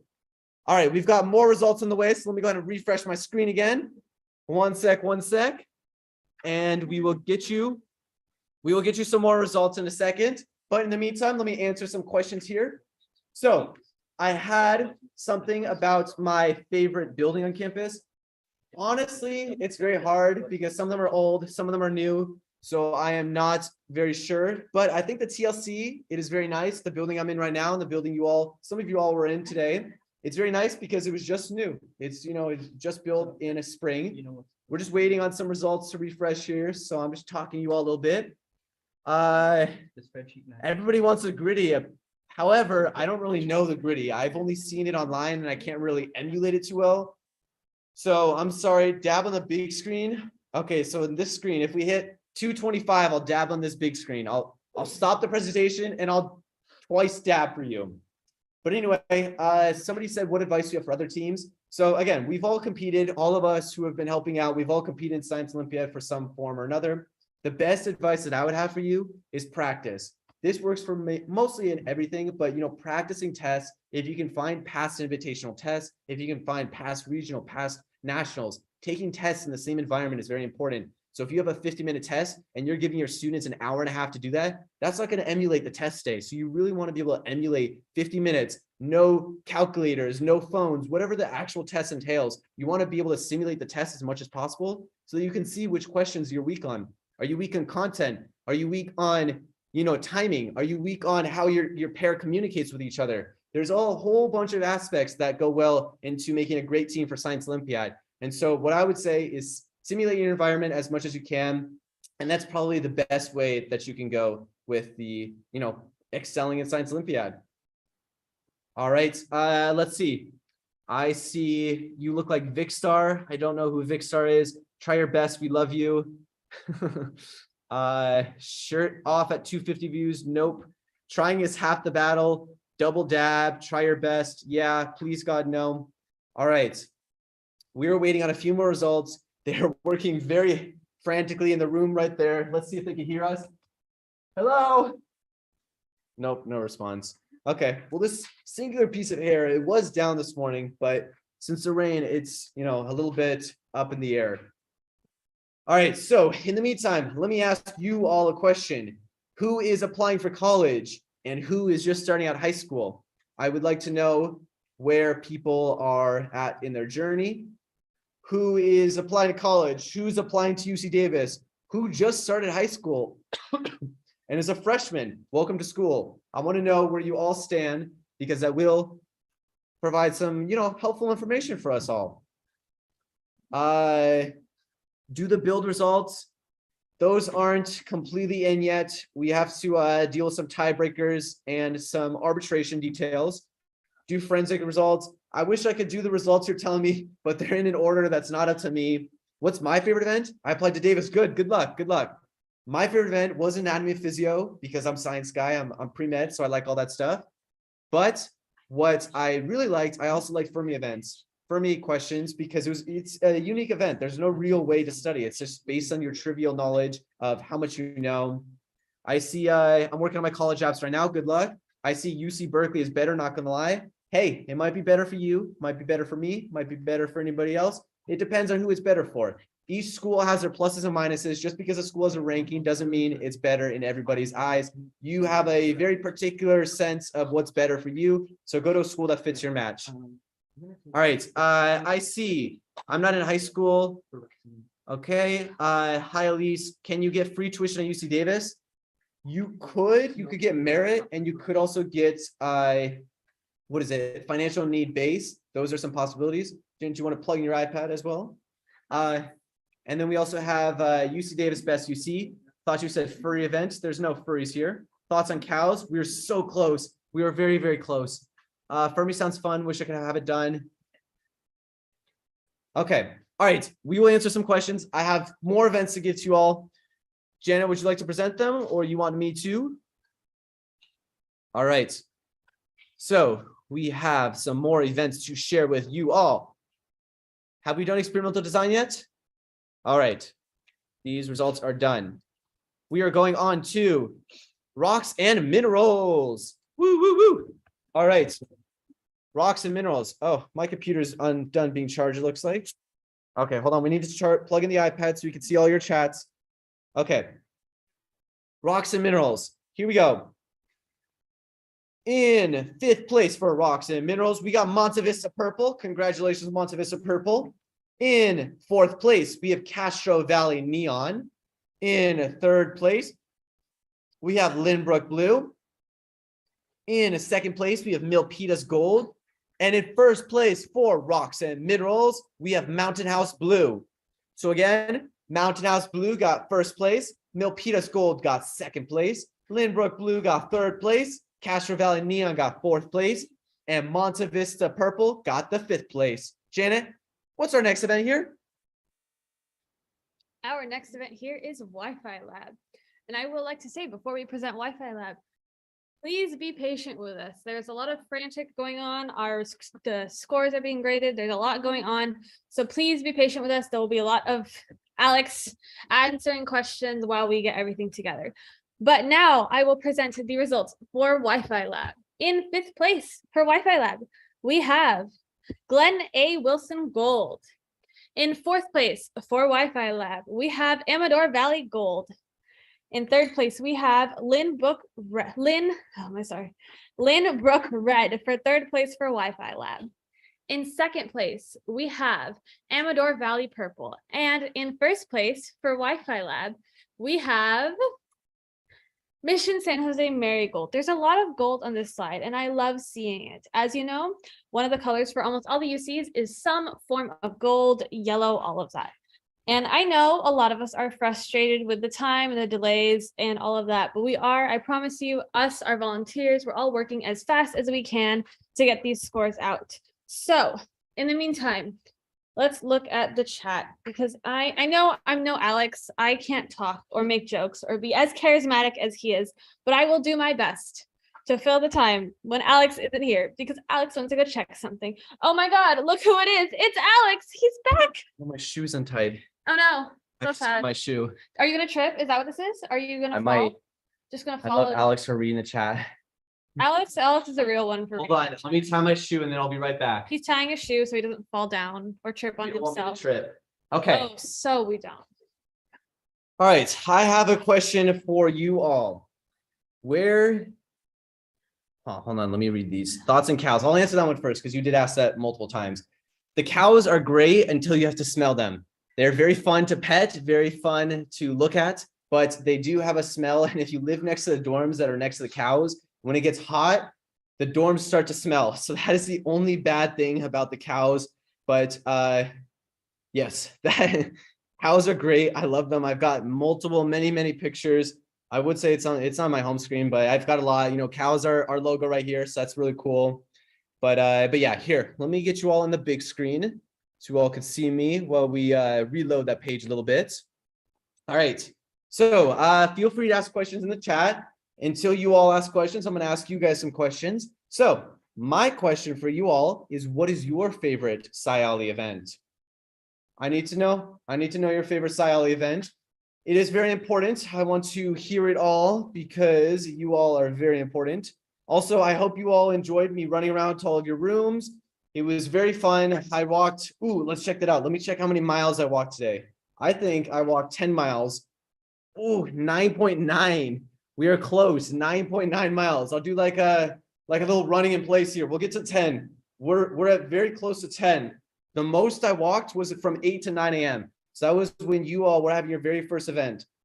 So that's cool.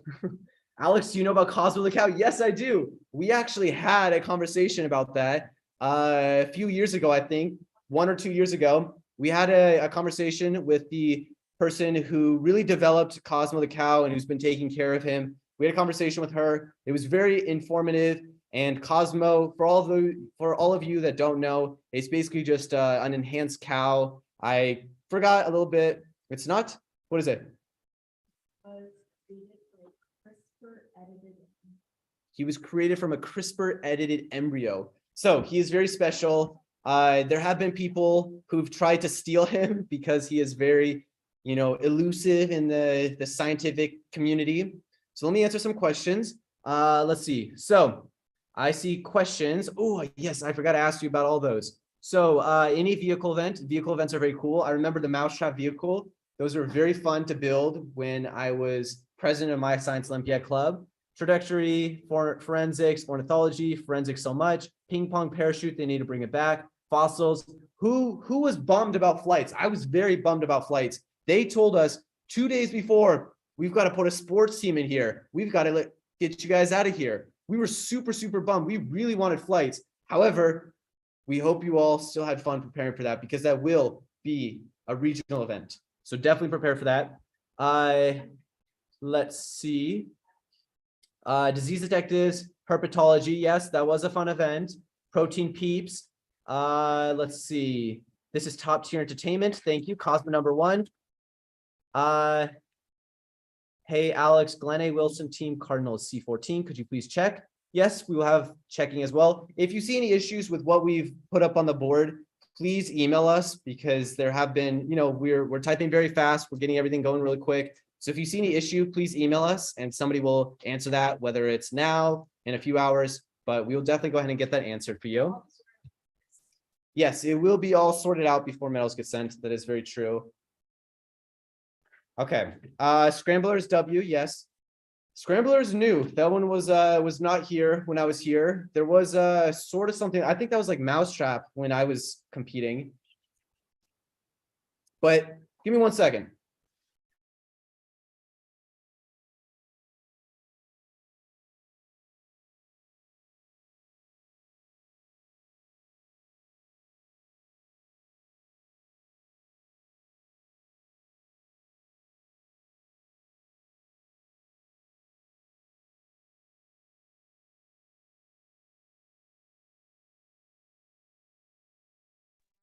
All right, we are back.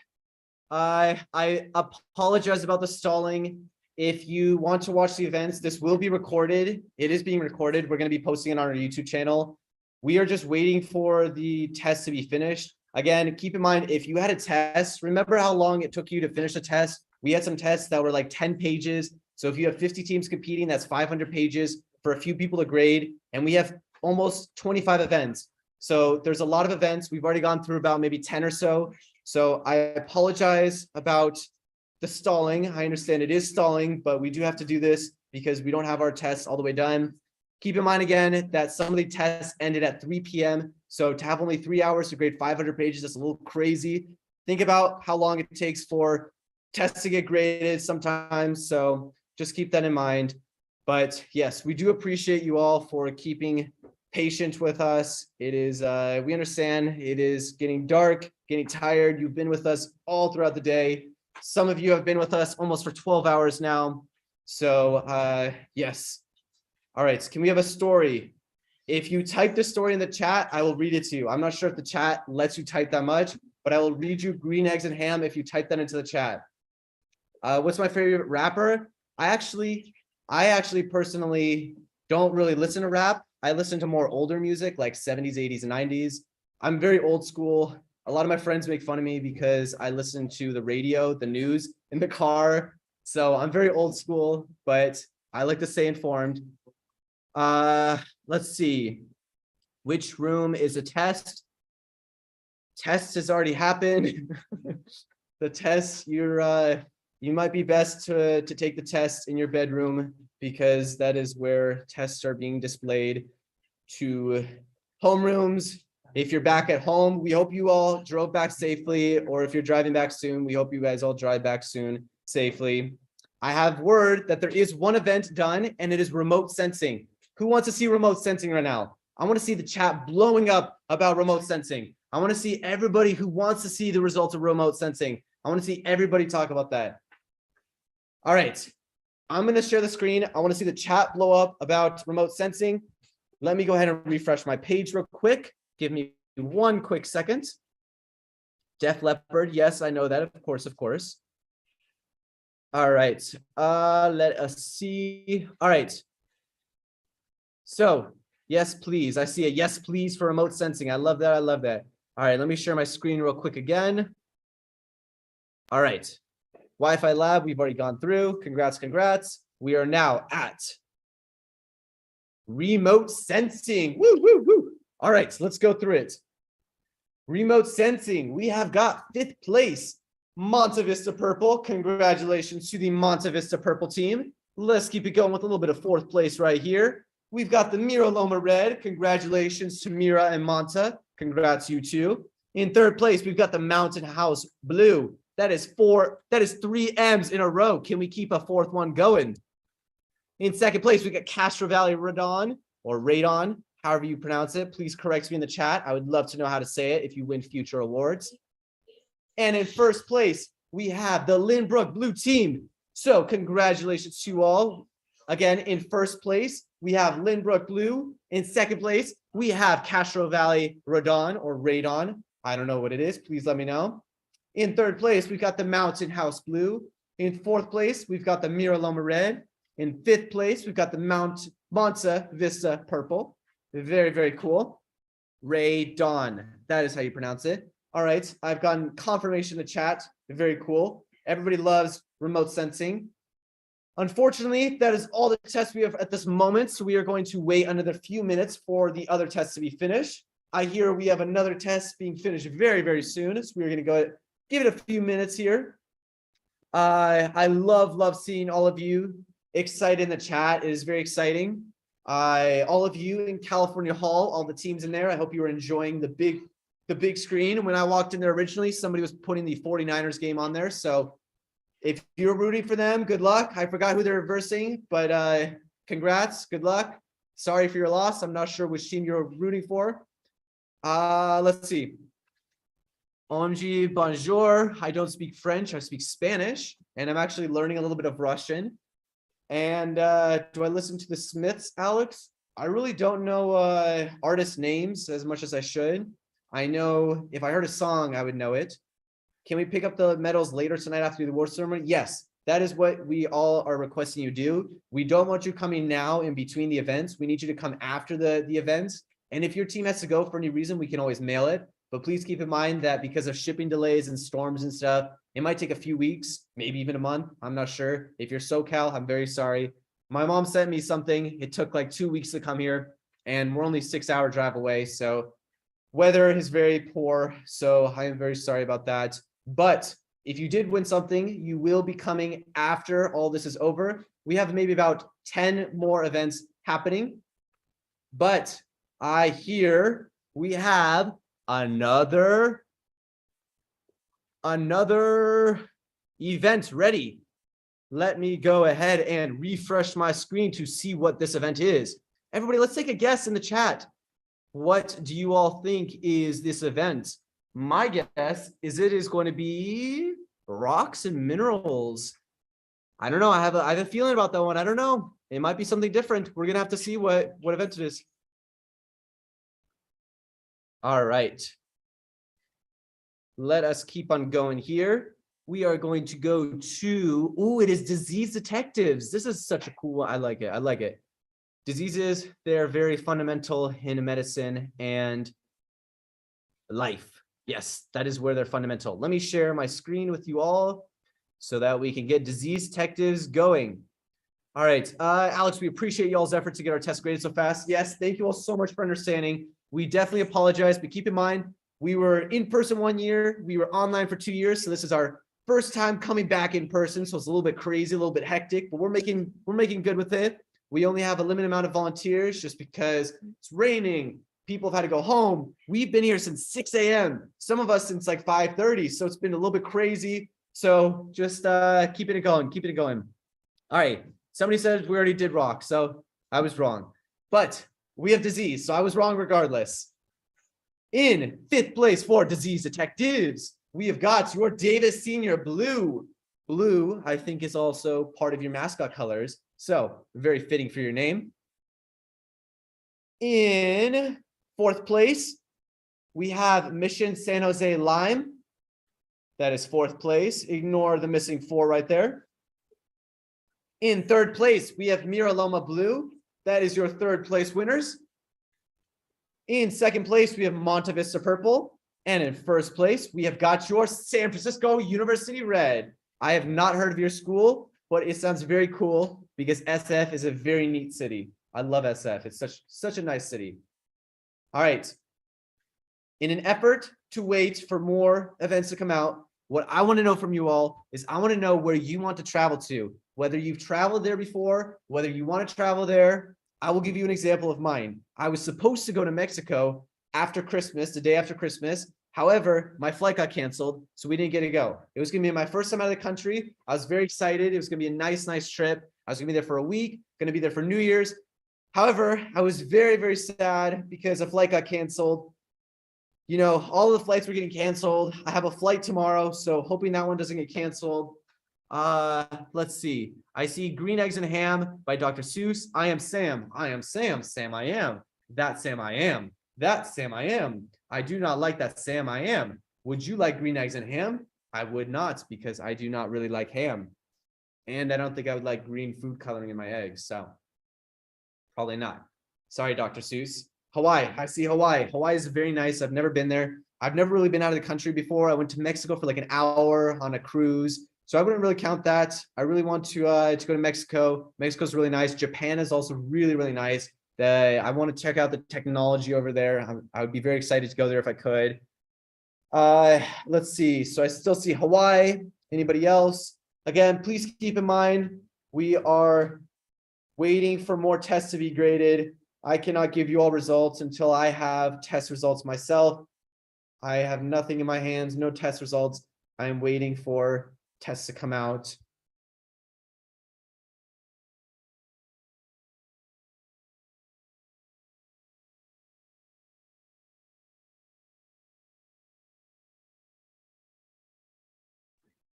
All right, so I have just gotten word that there has been a mix-up with forestry.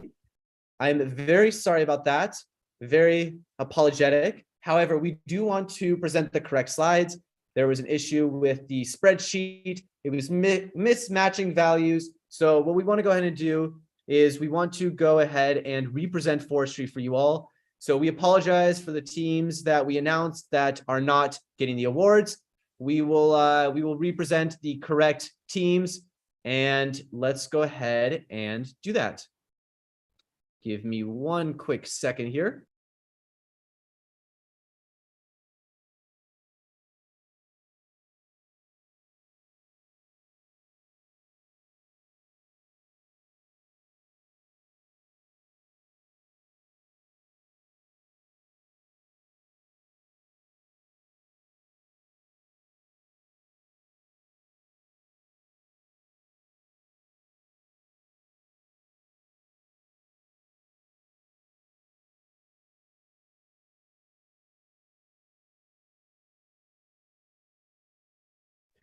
All right, I have word that the forestry results are ready. So let me represent them for you all. Again, very much apologetic for the incorrect results, but we have correct results. This is sometimes what happens when you use technology.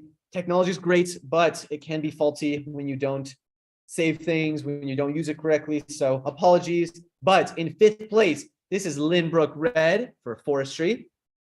In 4th place, we have Miraloma Red. In 3rd place, we have Mountain House Blue. In 2nd place, we have Miraloma Blue. And in 1st place, we have Glen A. Wilson Cardinal. Congratulations. This is the updated list for forestry. There will be no more changes on forestry. Again, apologies if your school was called before. There was a little bit of mix up in the sheets. Congratulations to the new winners. Congratulations to the old winners. Apologies. And we're going to wait again for some more results. I believe we have 5 more results. Does that seem accurate? Roughly 5 more results. So we are almost there. We're almost there. I see something about in the chat recount. It has nothing to do with the recount. It has something to do with the ordering of the sheets. So all the scores were the same. It was just our sheets were messed up. So I'm very apologetic. Let me stop sharing my screen. Let me answer some questions here. So I see, hey, hi Sam, I am hair care routine. My hair care routine, I am going to offend a lot of you. I actually use a 2-in-1. I'm very apologetic. My 2-in-1 seems to do wonders for my hair. My hair is very fluffy. As you can see right here, it's very fluffy. I like it. And in the morning, what I do is, it's all messy, very messy. I put a little spritz of water, brush it, blow dry a little bit right here, and we've got the Alex look. We've got a perfect Alex look for it. And then I see what causes a supernova. I love space, but I do not know that question. All right, shout out Celeste and Suba. Shout out you all. When CO white dwarf goes boom because okay, that's random words. hair care routine. I just gave you my hair care routine. I hope you were listening. If you were not, please go ahead and go back to that. We have a few more results. We're so close. We're so close. I use hair clay. I use gel for a little bit. When my hair gets like in the medium between like long and short, I have to sometimes use some gel. I will show you what my hair actually looked like when it was very long. And I recently got a haircut from it. So let me pull this up. Ooh, I have a question. Who loves going to museums? Me and my mom, we love going to museums. It's such our favorite thing for us to do. My sister can't stand the museums because it's just so boring for her. Who loves museums? I love that. Museums are great. All right, let me pull up a picture of my hair. Ooh, this is actually me when I was shadowing a surgery. This is me in scrubs. So that's a very cool picture of me. But let me find a picture of my hair when it was very long before I cut it, because it definitely needed a haircut. Hold on. Let's see. I might have actually passed it. Oh, found it. Okay. Here's my hair when it was very long. Let me know, do you like short hair, long hair? Which one's better? Okay. Shout out to Chad Mowers for coming here all the way from Cornell. Cornell is a very far location. Very much shout out for you, Chad. Drop the skincare routine. Mainly clear, I'll agree, but there are some smudges, but water's my best friend here. All right. Let's see. Alex, what was the best part of your day? Honestly, I loved running around campus. It was very fun. I really do like the rain. The only bad thing that I don't like about the rain is when it gets my papers wet. But when I didn't have my backpack on, it was very fun to just run around in the rain. I like that. And the wind was terrible. Don't get me started on that. All right. Woo museums. Yes, woo museums. Let's see. Alexander Riz. You look younger with short hair. I also look younger when I don't have a beard. So I have I get a little bit older look here. Okay. Shout me out, please. You're so cool. Hopkins. I do like your last name. It is very nice. It is very cool. Let me check on where we are at. Give me one quick second.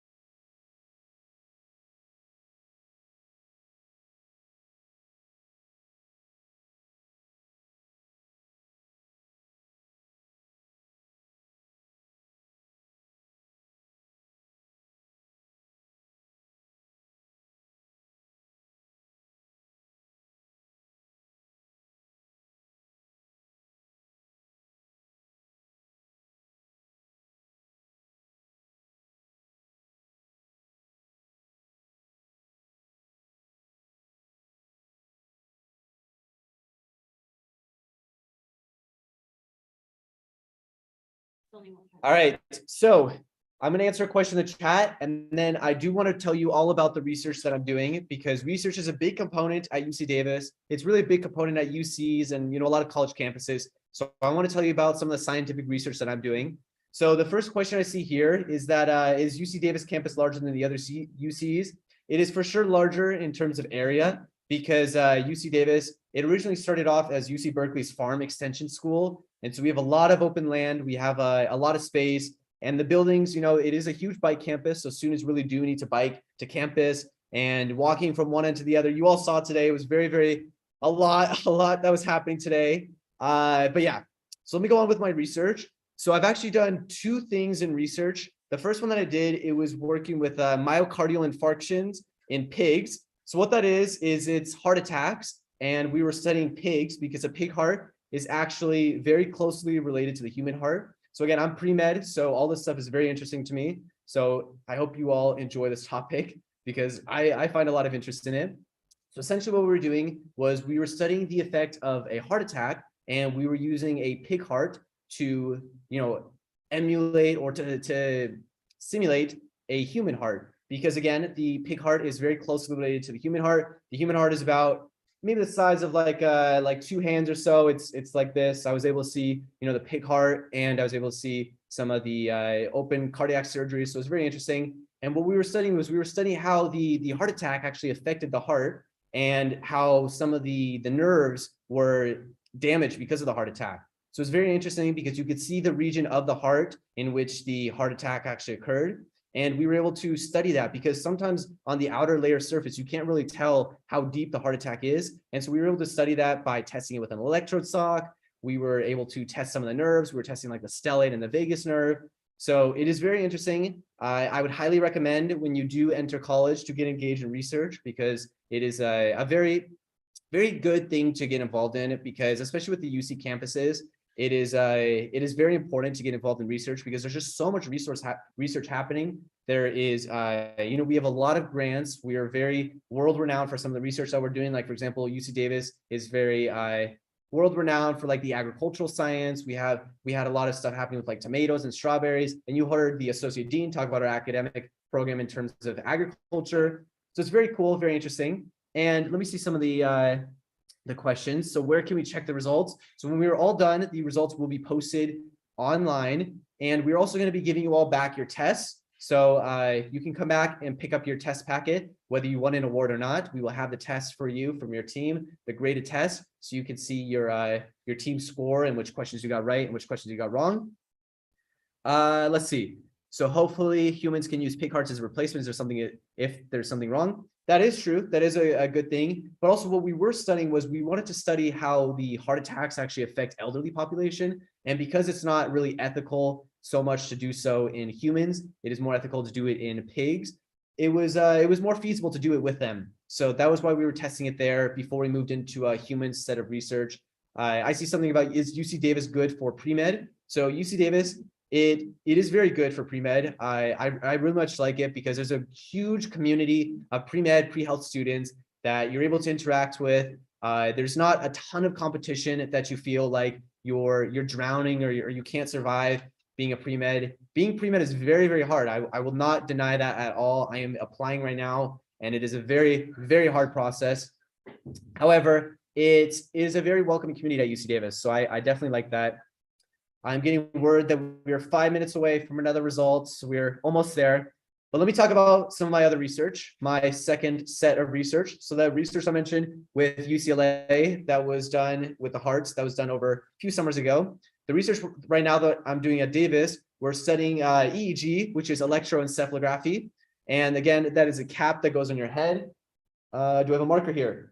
I do have a marker here. Let me show you. So pretend this is your head. We're going to pretend that the O is your head. And so essentially what they do is we put on a cap.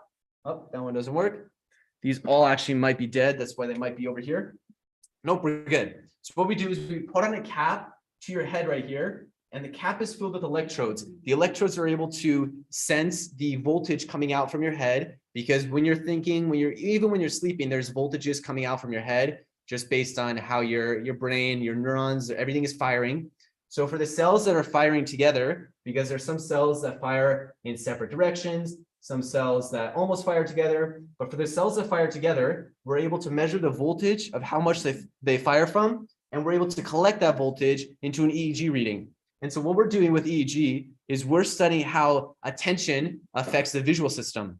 So attention, obviously, there's two different types of attention. There's covert and overt attention. So for example, I look right here, I'm giving my overt attention to whoever's coming in right now at the door. However, if I see something at the corner of my eye, I'm seeing that there's covert attention, because that's something that I'm not paying attention to, but I can still see it. And so what we're doing is we're studying covert attention with EEG, and we're studying how early in the visual system, so how early when you open your eyes and you see something, how early within that system you can actually modulate from attention. Let's see, can you mail the graded test results? I believe that's a possibility. We will do that for the teams that do not pick it up. So that is happening. But do we have any results happening any soon? We do not anytime soon. So a few more minutes, I believe. But let me keep going with this.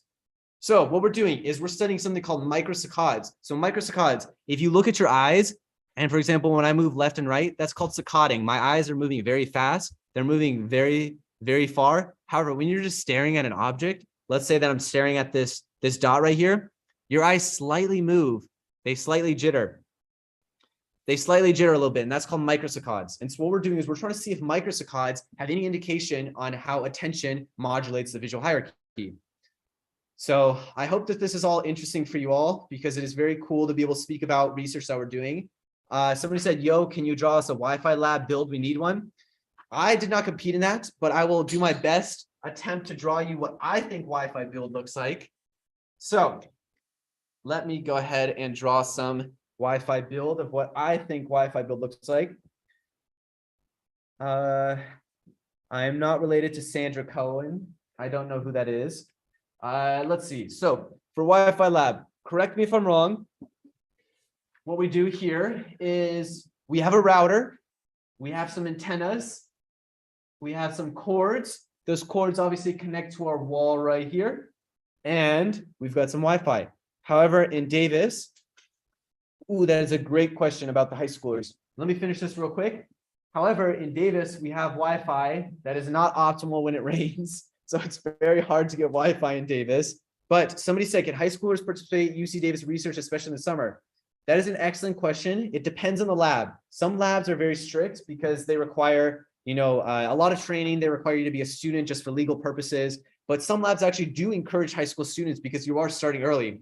So if you have any interest, any interest in research at all, you could for sure reach out to a professor. All you would do is you would go onto the school that's closest to you. So UCLA in LA, UC Davis in Davis. You would search up neurosurgery professors if you're interested in neurosurgery. And then you would go ahead and email them, or you can call them and say, hey, I'm a high school student. I'm going to apply to UC Davis. I have some time over the summer. Is there any way that I could possibly intern in your lab or do some research with you? And sometimes you won't get a response. Sometimes you'll get rejected. Sometimes you will get accepted, or you'll get a response for an interview and stuff like that. But the thing that I always encourage is continuously reaching out to others. There's going to be so many times when you're rejected. You all heard the panel, how many times that they failed before iterations. One of the guys' companies, I think it was Gurkern, his company took 15 iterations to get to the current state where it is. So imagine if every single time he failed, he gave up on it because it was so much harder than the last fail that he had. The thing is, you can't fail. You can't accept the failure until you've gotten the acceptance. You need to push for the acceptance before you can just accept the failure at the face value. There will be some things that are harder for you to, obviously achieve. However, when you do achieve something, it's going to feel so much greater than just giving up on whatever you're trying to give up on. So do not feel rejected. This goes for really anything, honestly. If you are trying to get a research position, if you're trying to get into college, I've gotten plenty of college rejections. It's not something I want to brag about, but it's something I want to point out because look at where I am right now. I'm very happy with UC Davis. I'm competing, or I'm leading Aggie Invitational with the rest of my peers. And it's been a great journey that I've been on so far. Let's see. Draw a cow. 1 second.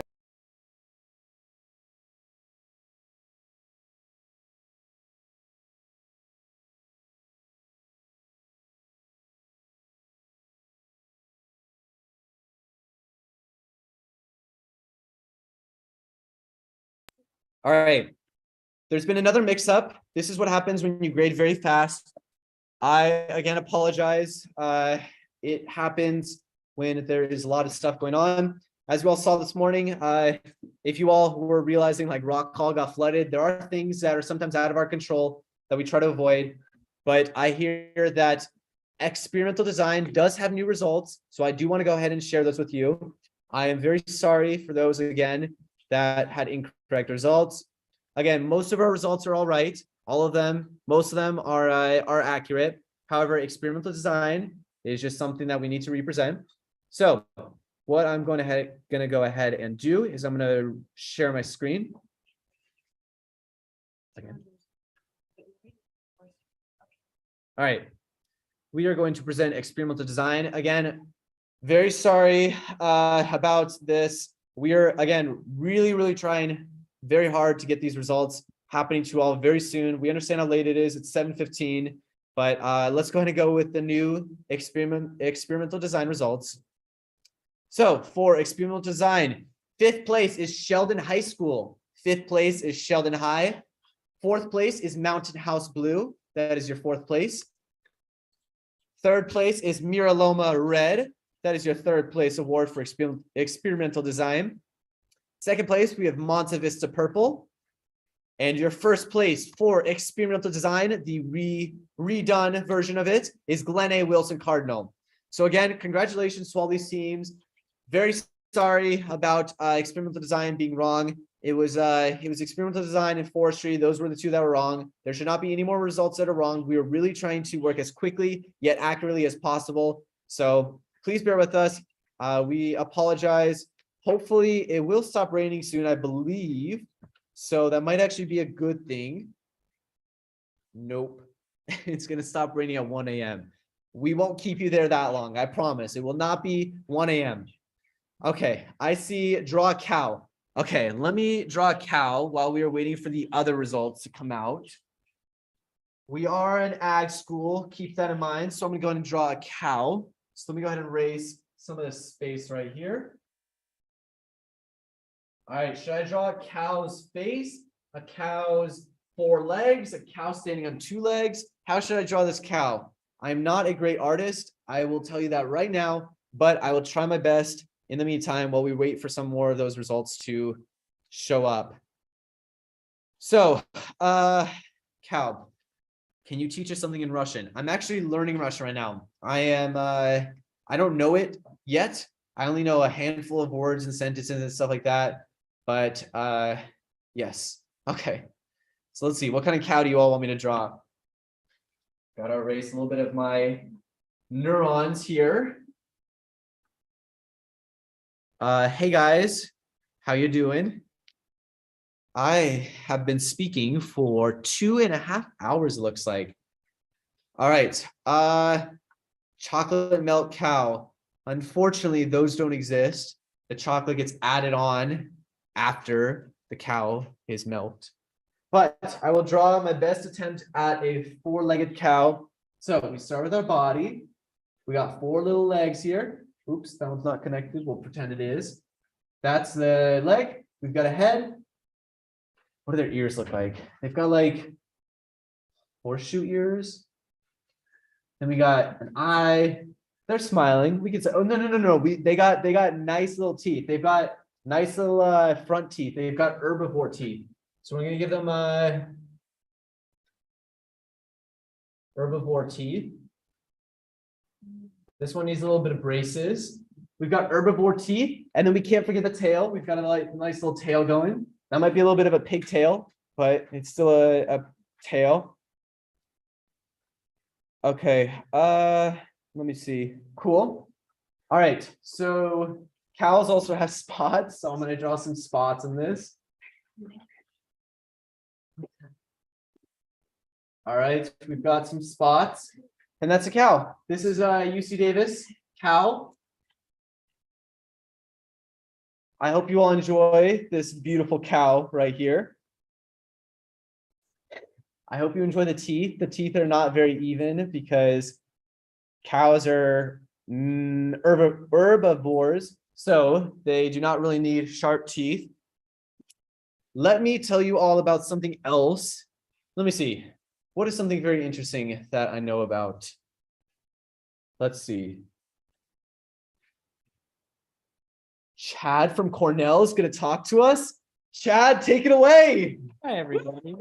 Yeah, thank you very much. So, hi, everybody. I'm Chad Mowers. I'm an alumni at UC Davis. I helped co-found Science Olympiad at UC Davis and the Aggie Invitational with my co-president, Claire Chapman, and our treasurer, Elise Boyle. So just shout out to them. They're at home and all that. But I was able to be home to see how everything has been for the first Invitational back in person. And it's been really exciting to see, and I see everything back in action. And I'm happy that there's been such positive energy, especially after the rain and everything like that. So I just want to talk a little bit about what I've been up to after Davis and after Science Olympiad. So I'm currently a graduate student at Cornell University. I'm planning to get my PhD in physics. And so it's going to be a long time for me, but it's been a really fun ride so far. And a little bit about what's gotten me there was especially Science Olympiad. So in high school, some of the events I had done was rocks and minerals, optics, material science, chem lab, and all these kind of events pushed me towards in a physics direction, and specifically in a material science-based direction. And in my field of physics, I work in what's called condensed matter physics, and it's closely related to material science. A lot of the things that we talk about are new materials, novel semiconductors, superconductors, all types of metals or insulators that are constantly being discovered, trying to make like quantum computers or room temperature superconductors and things of that nature. Those are kind of like the big long-term goals. And I just want to talk a little bit about the lab I've been working in for the past year or so. So I just want to take a look at a chat here, see what people are up to. So yeah, so I just want to ask a question first. We all know Albert Einstein. Does anyone know what he got the Nobel Prize in?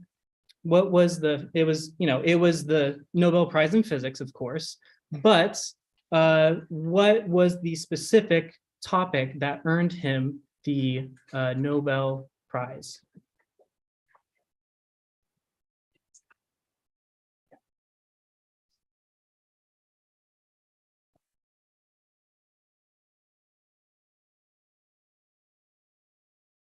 Photoelectric effect. Okay, thank you, Tony May. That is a very, who's Albert Einstein? Oh, no one important. But so the photoelectric effect is what earned him the Nobel Prize in Physics in, I think it was 1905 or something like that.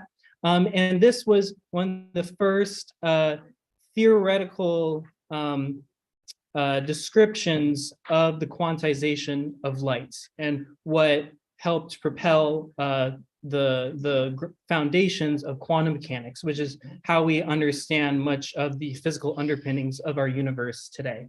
So let me just talk a little bit about the photoelectric effect, because that is very intimately related to the stuff that I work on.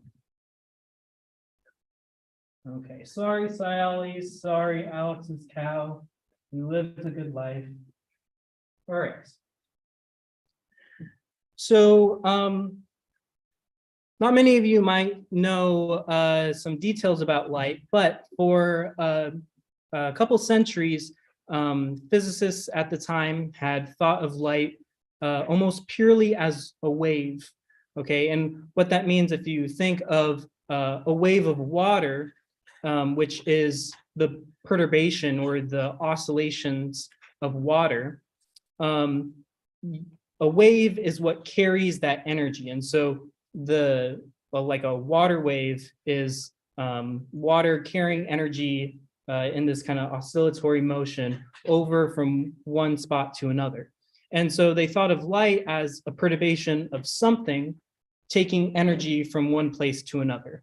Now, people came up with all these types of theories about what it is that was oscillating, what's the light or what's the water of light? And they came up with this luminiferous ether that permeated all the universe, and that oscillations of this ether is what created light waves. Now, that turned out to be debunked by the Michelson-Morley experiment. And so people had to figure out, okay, then what it is that's actually creating this light. And it wasn't until the discovery of the photoelectric effect that we were able to come up with something that described a quantization of light, meaning instead of light as a wave, there's light as a particle, okay? And so the photoelectric effect is set up like this.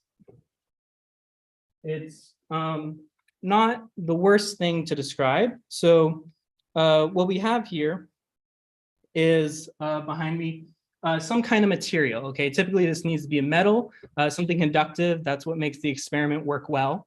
Okay, and metals can conduct electricity very well. And we all understand that electricity is the movement of electrons that are swimming through this metal right here. And what you can do is you can come in with some kind of light source, right? And you can shine it on this metal. Now, at the time, people thought, okay, if you just make the light bright enough, then you will provide enough energy to kick off an electron. Okay?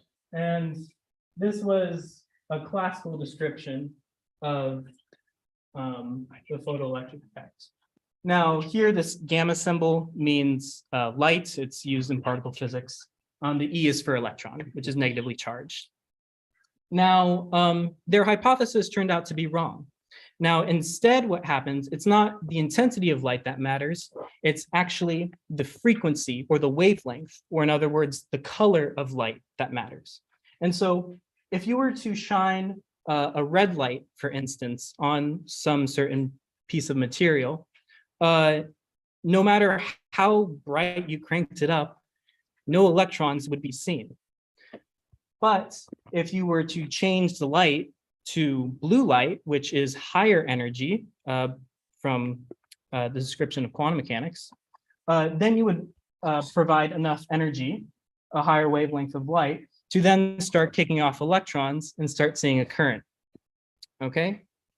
Now, so this is the important foundations for the type of measurements that I do in my lab. Now, in my lab, I grow superconductors. The specific material that I grow is called iron selenide. It's just iron and selenium. In my lab, we grow it with a special process called molecular beam epitaxy. And that's just a fancy way of saying is that I heat up these two atomic spray cans and I spray them on a surface, and then I can grow some iron selenide. All right, and then I can actually grow this to atomically thin layers.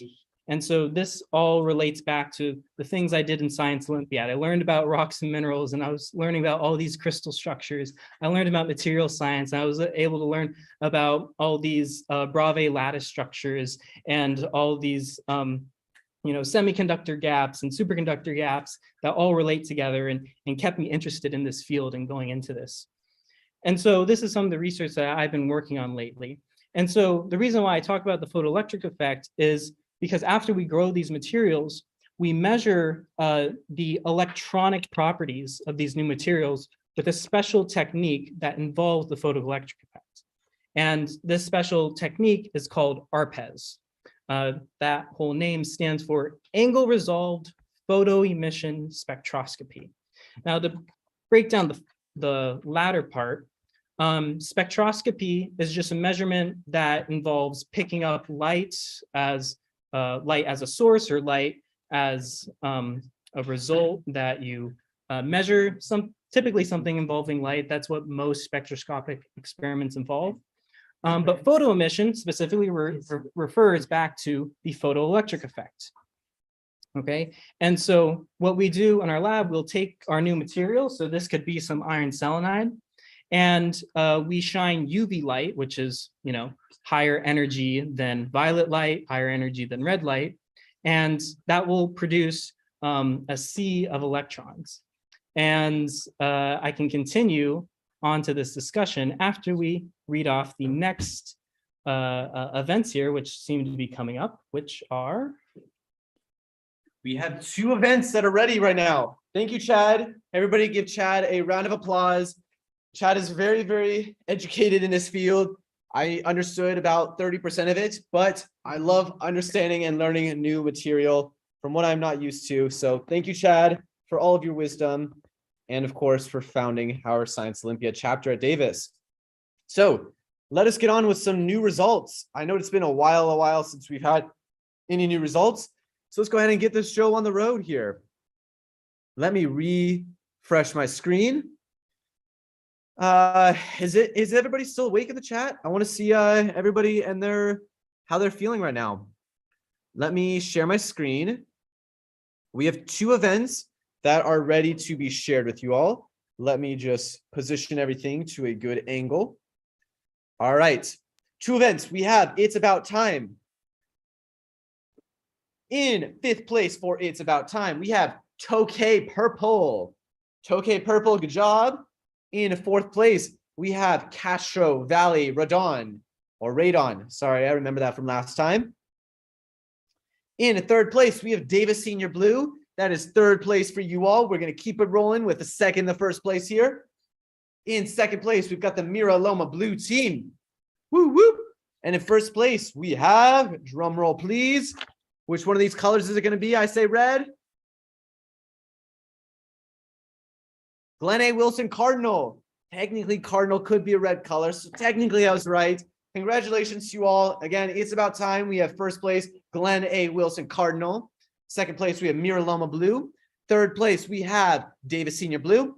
4th place, we have Castro Valley Radon, or Radon. And in 5th place, we have Tokay Purple.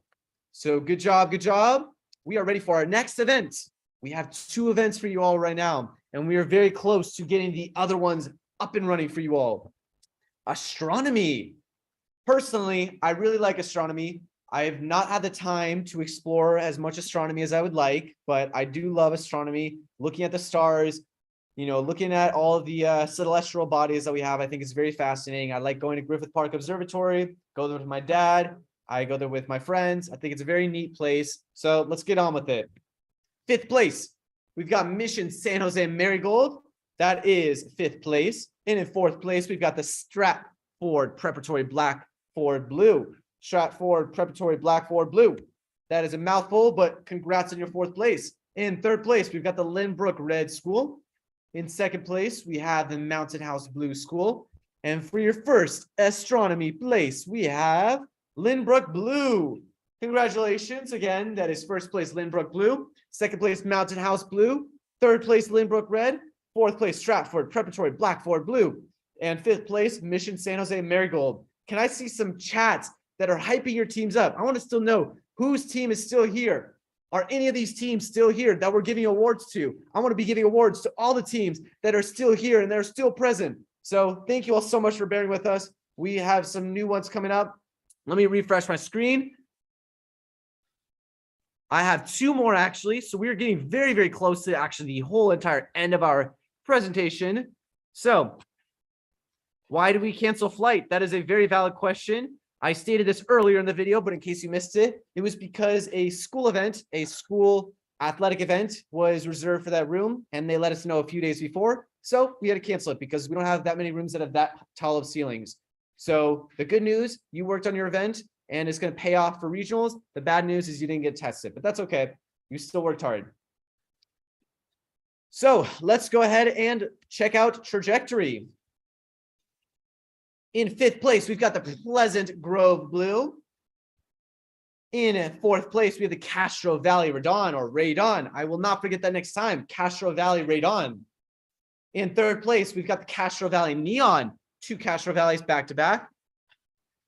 In 2nd place, we have the Glenn A. Wilson Cardinal team. Woo woo. And in 1st place, we have. It's loading. It's loading. 1st place. We have Mission San Jose Lime. Congratulations, Mission San Jose Lime. Another great question. We have, why could we not do the labs?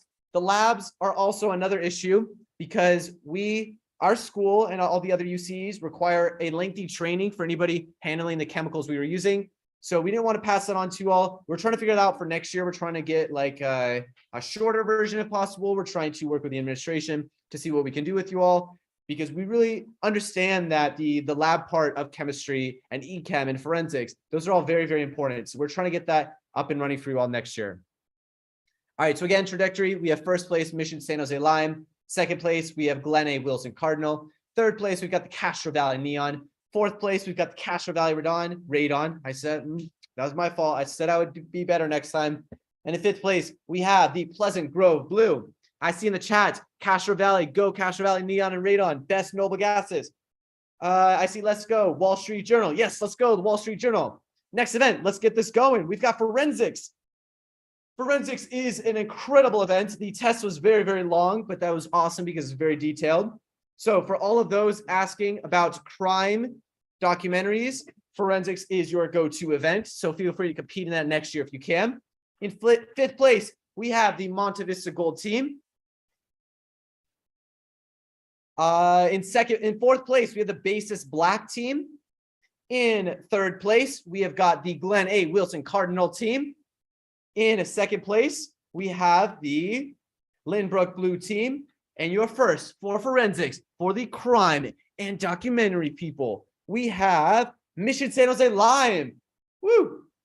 I actually went into Mission San Jose Lime's room today, and apparently I pronounced lime wrong last year. Maybe there was an accent mark that I was reading, so I apologize for that. But congratulations to all of our forensics. Let's see. I see Wishin San Jose, not Wall Street Journal. All right. Very, very cool. We have two more events left. We have two more events. We are very, very close. Are they soon? Are they coming? They're soon. They're coming. They're happening soon. We are very, very close. We are so close. I'm running on a few hours of sleep and I'm this energetic. I want to see everybody energetic in the chat. I want to see so much hype for your teams, for your school, for your coaches, for your parents, for your team members. I want to see everybody getting excited about how they competed today, who they competed with, and who helped them prepare for the competition. All right. We are going to take a 5-minute intermission. Go get some water. Go get a bathroom break. We will be back in 5 minutes.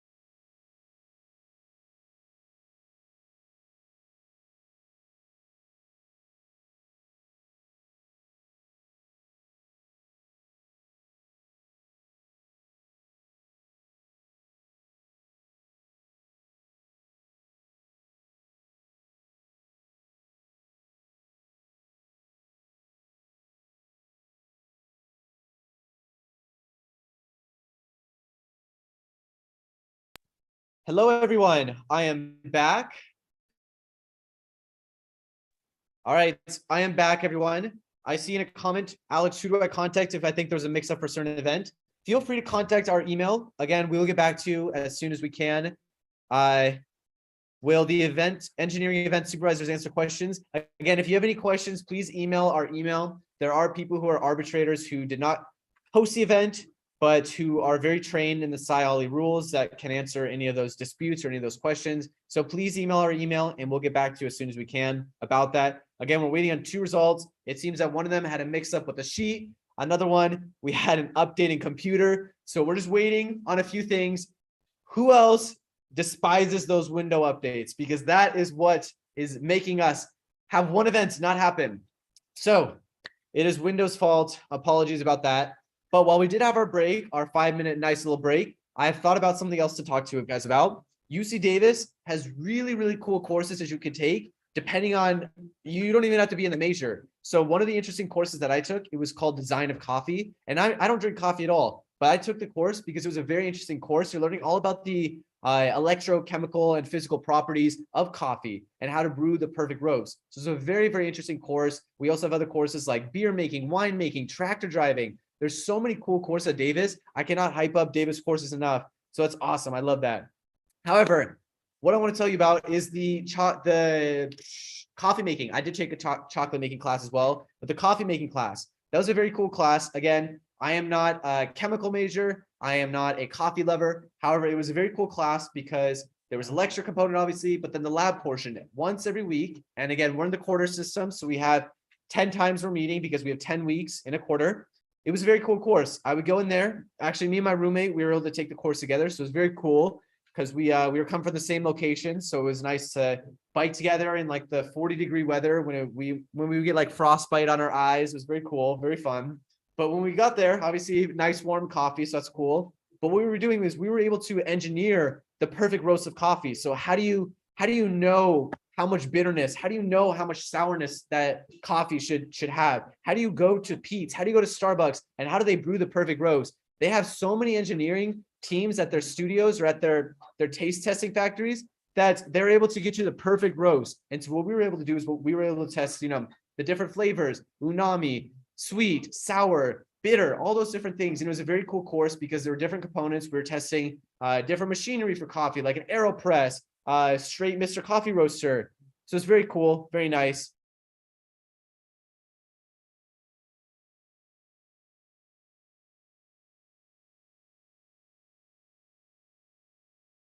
All right, I do have something else very important to give to you all.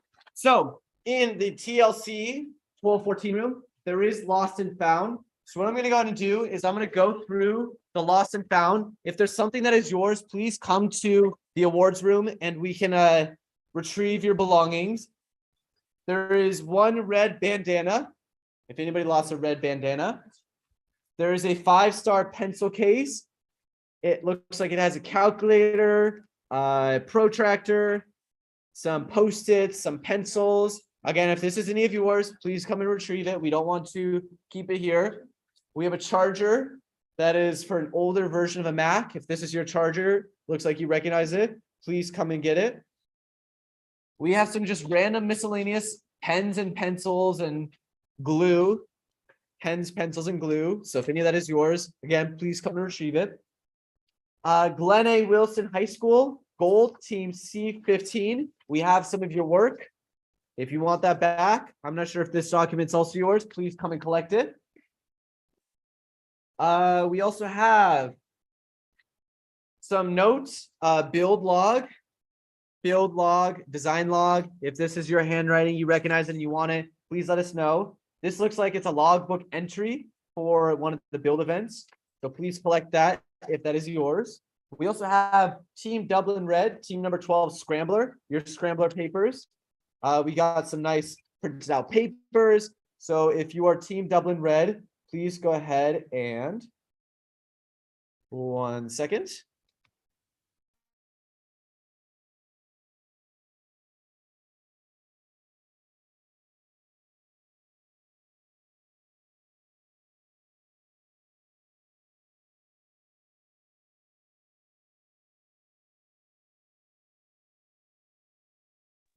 All right, so if you are team Dublin Red, right here, what room we are in? We are in the TLC. The awards room will be either TLC 1214 or 1218. So if you want to collect your awards again, please come after because we still need to get through things. We also have Lodi High Red, team 20, your binder with a few pieces of paper here. We got a design log, practice log. And then we have some more miscellaneous things like pencils and erasers. So if any of that is missing, please come by and collect it. We will be here giving out awards. And yes, we are so close, waiting on 2 events. Oops.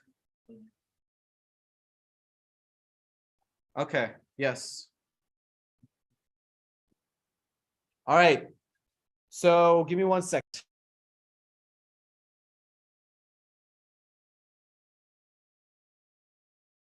All right, I have a very exciting news. We have 2 events that are left, and one of them is done. One of them is done. So let me go ahead and start presenting this because I want to get you guys out of here as soon as we can. I understand traffic. I understand how long you've all been here. I respect you all so much. And we really, really appreciate how much time you all have been here. And we're very, very sorry about everything. But let me go ahead and present Green Generation. We're waiting on Green Generation Scrambler, right? Scrambler. It's a long night. I'm thinking about eggs right now. I'm hungry. Okay. So here, so let me present my screen. All right, Green Generation. Who is excited for Green Generation? Woo! Ooh, all of the teams popped up. There's no transition, so that's cool.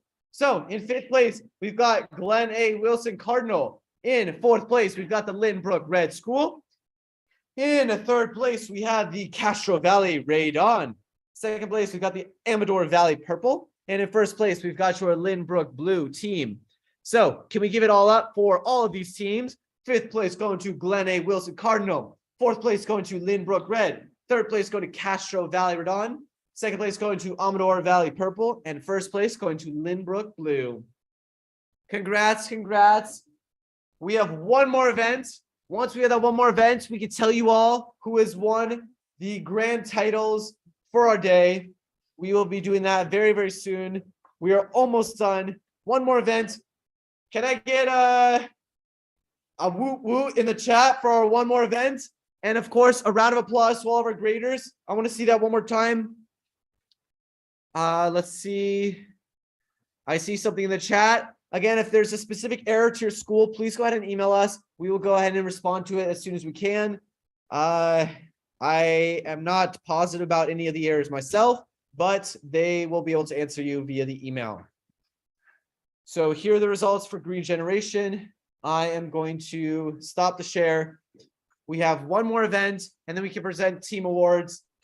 We are very, very close. I am very, very sorry. I have a flight tomorrow at 8:40 a.m. So I'll be up at 6. So however long I get back into will be how long I get. 1 second.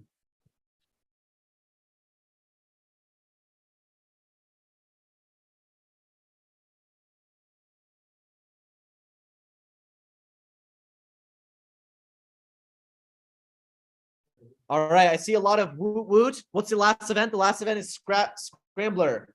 Scrambler with your eggs. That is the last event. Scrambled eggs, green eggs and ham, as somebody was asking for earlier. My voice is going to be dead tomorrow, but that is all right. I do it for my love of Science Olympiad. I wouldn't be here if it wasn't for the Aggie Invitational and the people that started it. So shout out to Chad, Claire, and Elise, because they were very instrumental in starting our first Science Olympiad organization at UC Davis. Let's see. I see Woo Lynbrook. Shout out to Lynbrook. I see that. Here's what I want you to do. I want you to shout out your coaches. I know how hard your coaches worked because I know how hard my coach worked when I was in high school. I want you to shout out your coach in the chat, and I want to read some of those coaches so that on the recording, when you're going back, you're watching this in 20, 30 years, and you're like, ooh, I got first place at Science Olympiad. Who's it all due towards? Your coach. Your coach has helped you so much. Please shout out your coach. They have been very instrumental. I want to see some coaches in the chat. I want to see some names.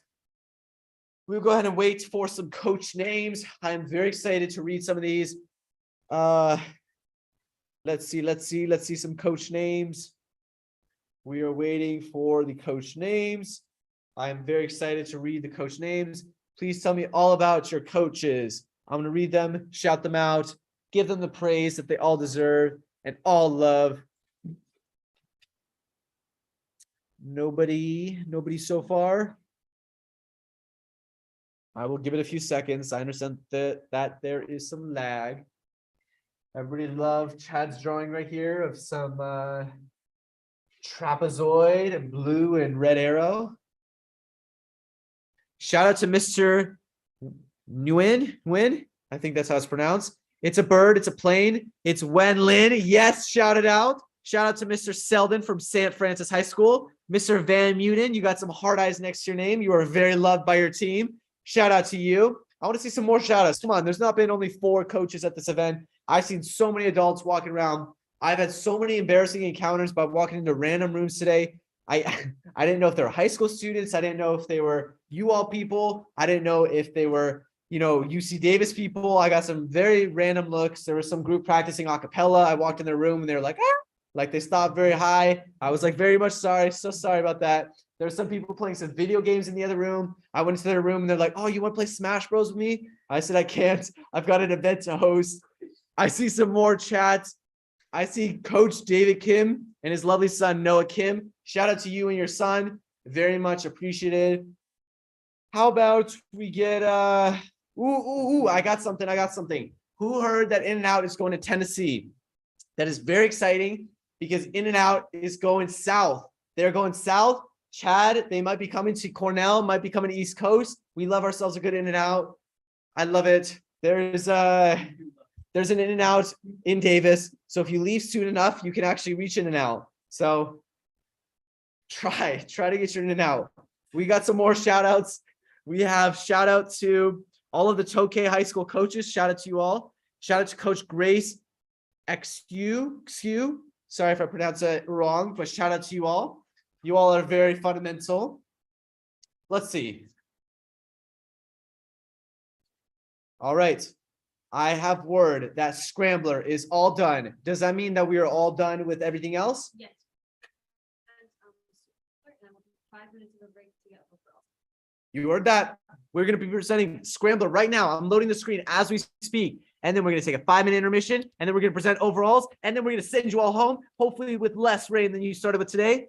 And then we are all going to remember our Aggie Invitational 2023 as the greatest Aggie Invitational to ever exist. All right, so let me share my screen. All right. Let's see. Coach Bruce from Castro Valley. Coach Mr. Hod from Wilson High.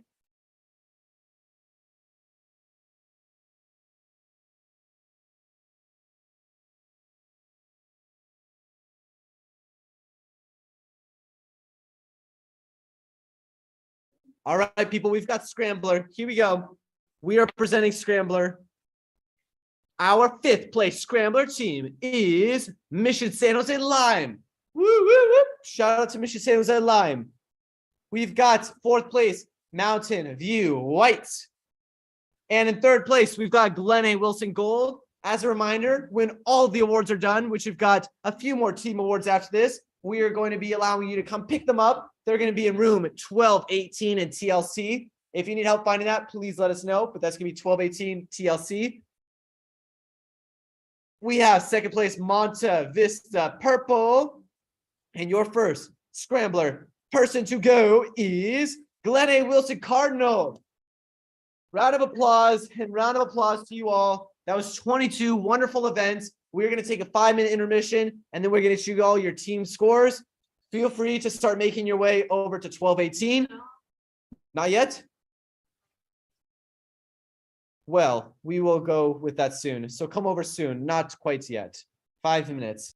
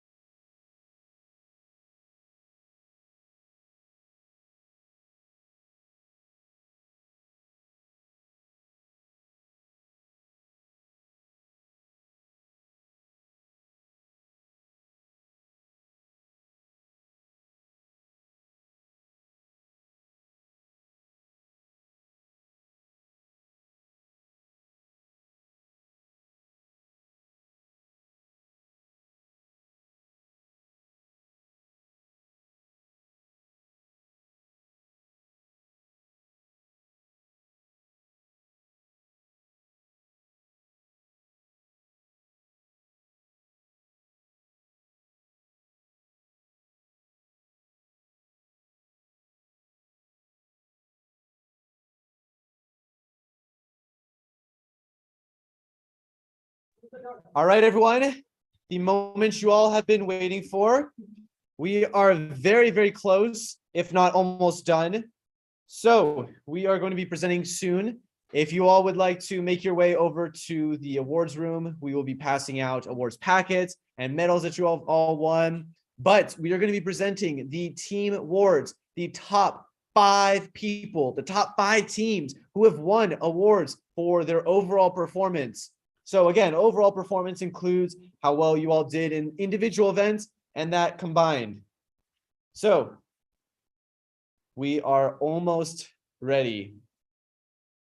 For all 51 of you left on the chat and for all of those waiting for us outside, we are very close. We are almost done. It has been a long home stretch, but we are very, very close. We have reached a milestone of 3 hours and 15 minutes. Okay, so I have word that is ready, so I'm going to share my screen. All right, let me get my screen going. All right, moment you all have been waiting for. I know this has been very long. It's been tiresome. Thank you guys so much for being patient as we get everything. And now I will be presenting your overall scores. So now this is, as he said, this is overall scores for the teams. In 5th place, we have Lynbrook Red. Woo! 23. Lynbrook Red. Congratulations overall. In 4th place, we have Milpitas Blue. Woo! 24. Milpitas Blue, congratulations. In 3rd place, we have Glenn A. Wilson, Team Cardinal. Yeah, Glenn A. Wilson. Woo! In 2nd place, we have Mission San Jose Lime. Yeah, Mission San Jose Lime. And last, and our winner for the Aggie Invitational, in 1st place, we have Lynbrook High Blue. Woo! Congratulations. Congratulations to everyone here. It was really nice having you all come to our tournament and for all your patience during the awards. And thank you all for coming to our 2023 Aggie Invitational, the first time we've been in person for, I think, 2-3 years. And we hope to see you all again next year. So remember, come to TLC 1218, come pick up your packets and awards if you've won any. There are trophies for 1st, 2nd, and 3rd place. So definitely come and pick them up. If you are not here, you are home, or you're unable to pick up your packets, we will go ahead and mail you. We won't forget it. We have your packets, we have your info. But it would be really helpful if you come now, just because we have all your stuff and some hefty packets and some nice awards to give you all. And remember, again, if you have any questions, comments, or concerns about scoring or anything else that happened on this invite today, please shoot us an email at the Science Olympiad email. Your coaches will have that email. If you have anything else, that's it. May have accidentally, this is the email right here on the screen. Ignore the date. I did accidentally forget to change it. But thank you all for coming. And I hope you guys have a lovely long weekend. Thank you all so much. Bye, everyone. Round of applause for our Science Olympia. Woo!